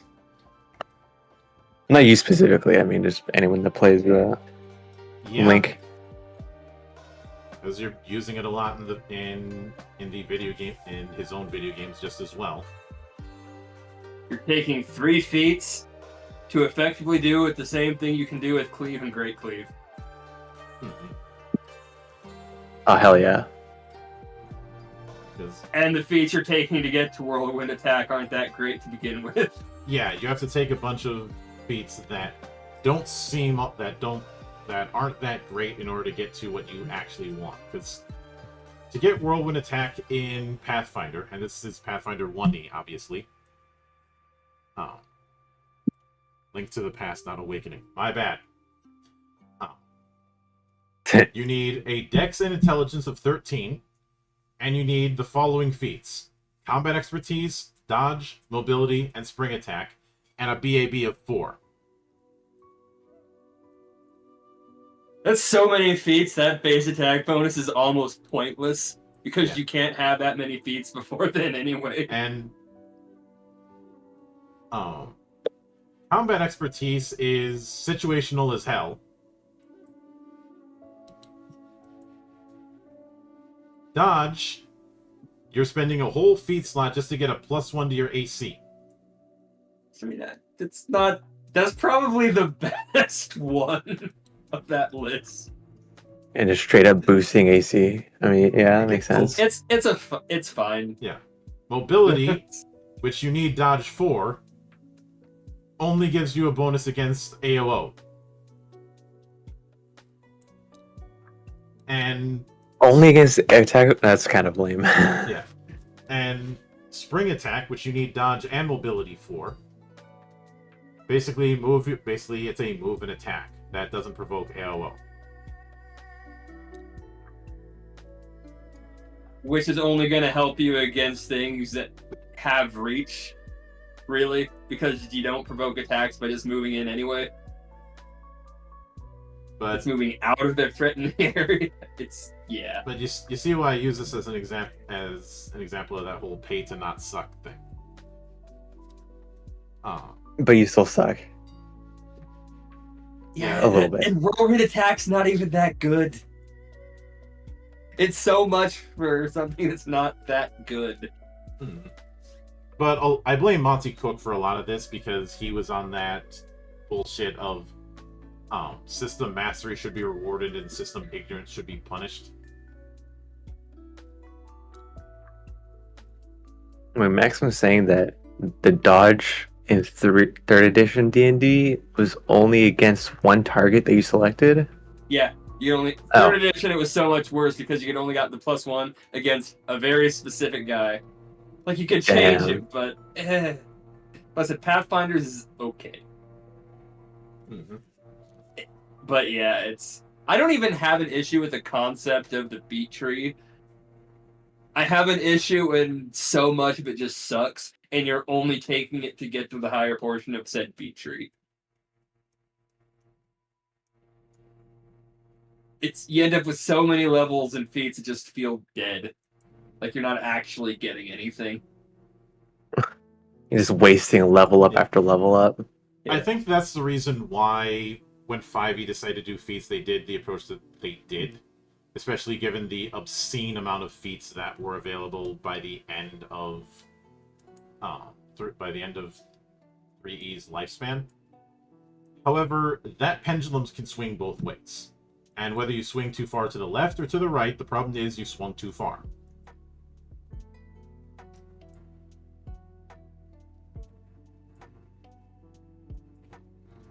But what I see out of this is I don't think we're gonna.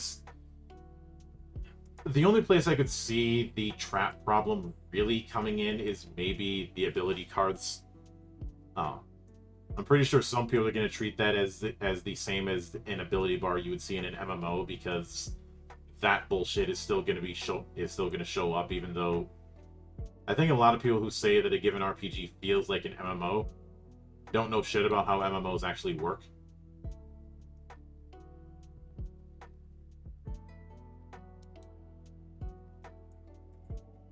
It doesn't exactly help that around the time that the argument was made, WoW was at its peak. So I think some people were doing a third-degree straw man, and I've said as much. And obviously some people have been like, I've been playing WoW for years. I'm like, you could play for 5 or 15 years. Doesn't change a damn thing. Yeah. Is loudly wrong about something. And there's plenty of cases of people having years of experience on something and are still completely wrong. Yep. But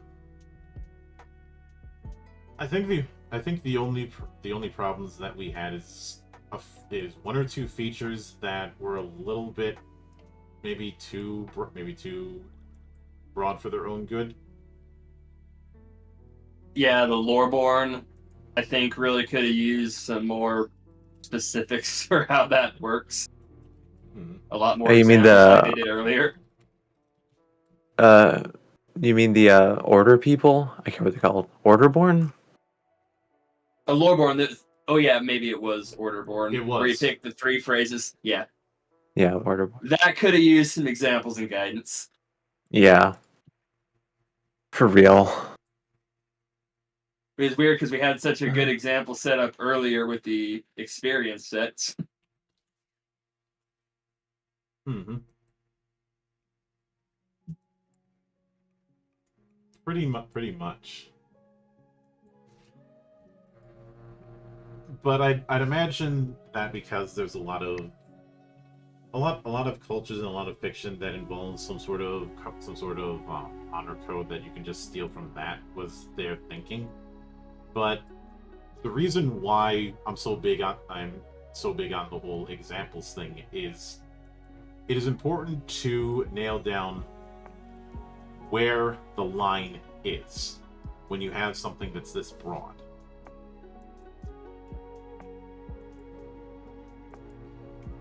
True.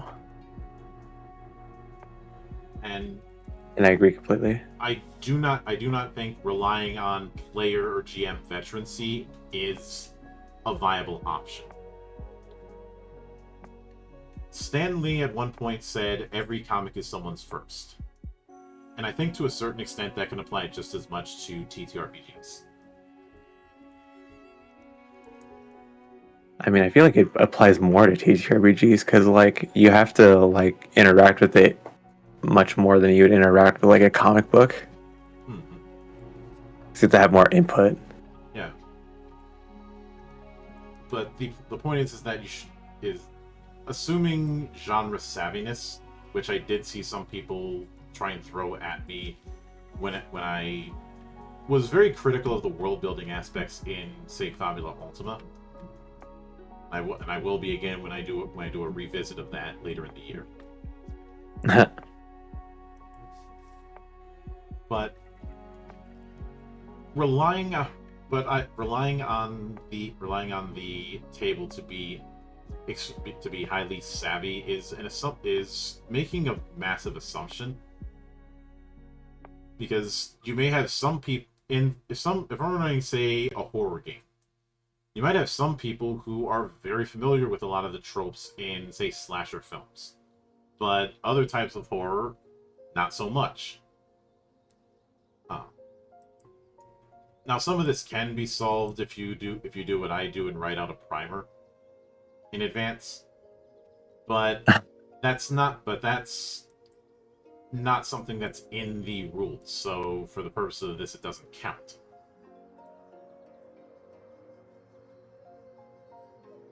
So then that's another thing to do. It's another thing for the GM to do, and the GM's already doing a lot. Yep. And I don't know. I feel like a lot of it can just be solved through discussion. Maybe. Understanding that things could change as people figure out rules and mechanics and stuff. Mm-hmm. It can. I do think that giving people a guideline can help that. Instead, when I made the joke about Swim, damn it, that was referencing an old Penny Arcade strip. Where instead of explaining something, you're just being thrown right in the middle of it and told have at it. Guidance is not the same as handholding. Is the point there? Yeah. But with that said, we will be back here next week, diving headfirst into the classes.